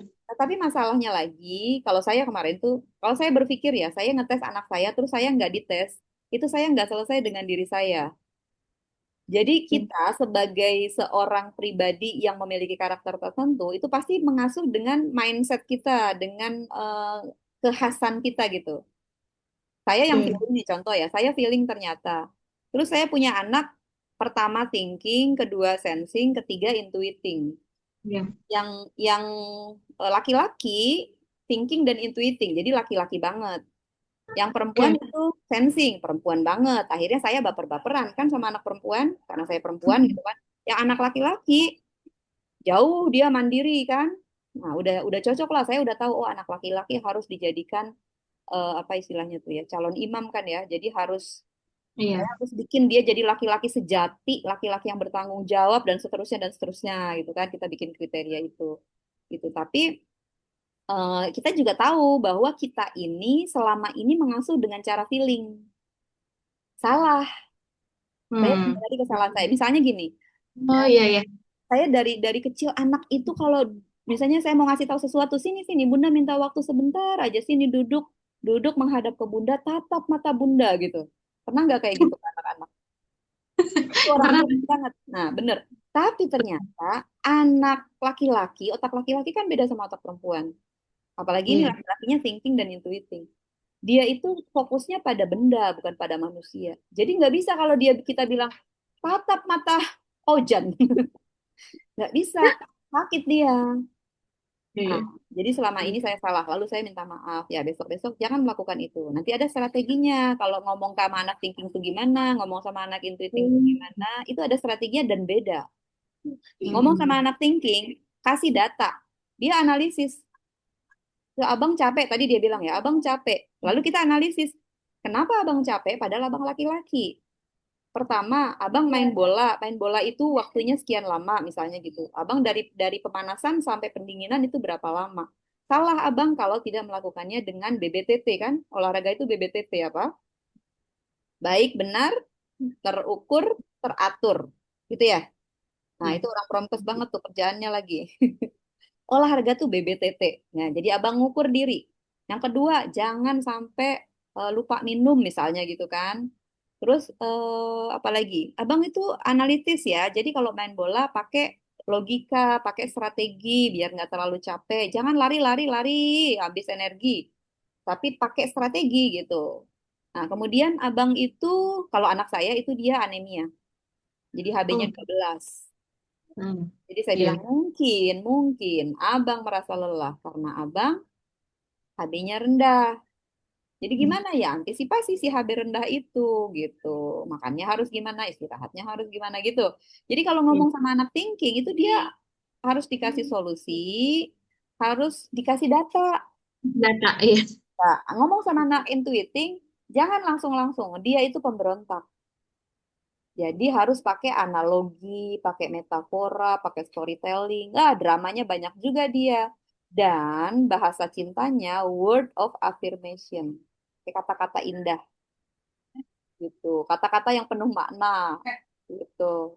Kalau anak thinking itu bahasa cintanya act of service. Jadi dia suka dilayani. Ada di sini yang suka dilayani, suka melayani. Mungkin dia thinking. Gitu. Karena dia manajer ya. Kayak telunjuk itu raja nunjuk-nunjuk gitu. Manajer kan ya. Kalau anak sensing bahasa cintanya gampang. Makan-makan, jalan-jalan, kasih duit, kasih hadiah, seneng dia.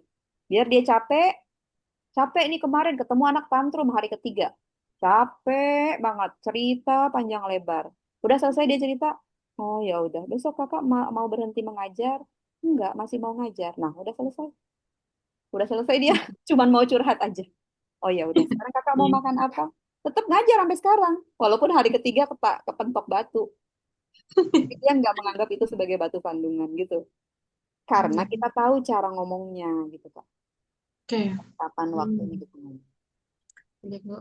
Harus Oke, banyak belajar nih. Baik.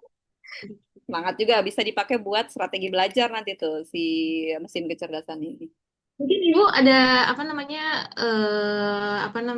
kenalan Bu atau terkait dengan tes Tiffany ini saya harus ke siapa gitu menghubunginya? Saya bisa ngetes sih sebenarnya. Jadi kalau Ya. buat anak-anak FKM itu, buat anak-anak FKM datang aja ke kampus. Oh iya Bu. Ya, datang aja ke saya, nanti janjian. Terus ya udah nanti. Nah, kalau di Steven itu enaknya tes 1 kali kan dia berlaku seumur hidup ya. Jadi konsultasinya kayak mau nikah nanti tuh, mau kerja, mau apa, konsultasi lagi itu bebas tanpa batas sepanjang saya masih hidup. Saya udah meninggal juga misalnya ya, kan saya meninggalkan tulisan, meninggalkan konten, ada grup-grup yang lain, jadi tetap bisa bertanya, tetap bisa konsultasi gitu. Yang penting dia kepake aja sih metodenya ini.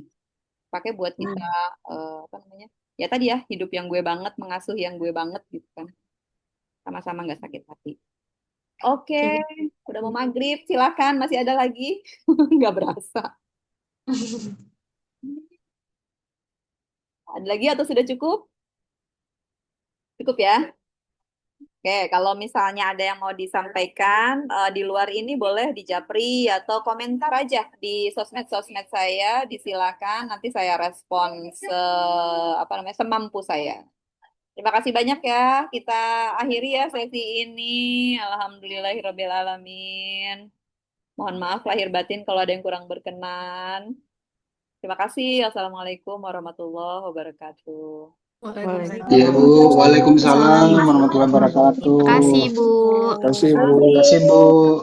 Terima kasih.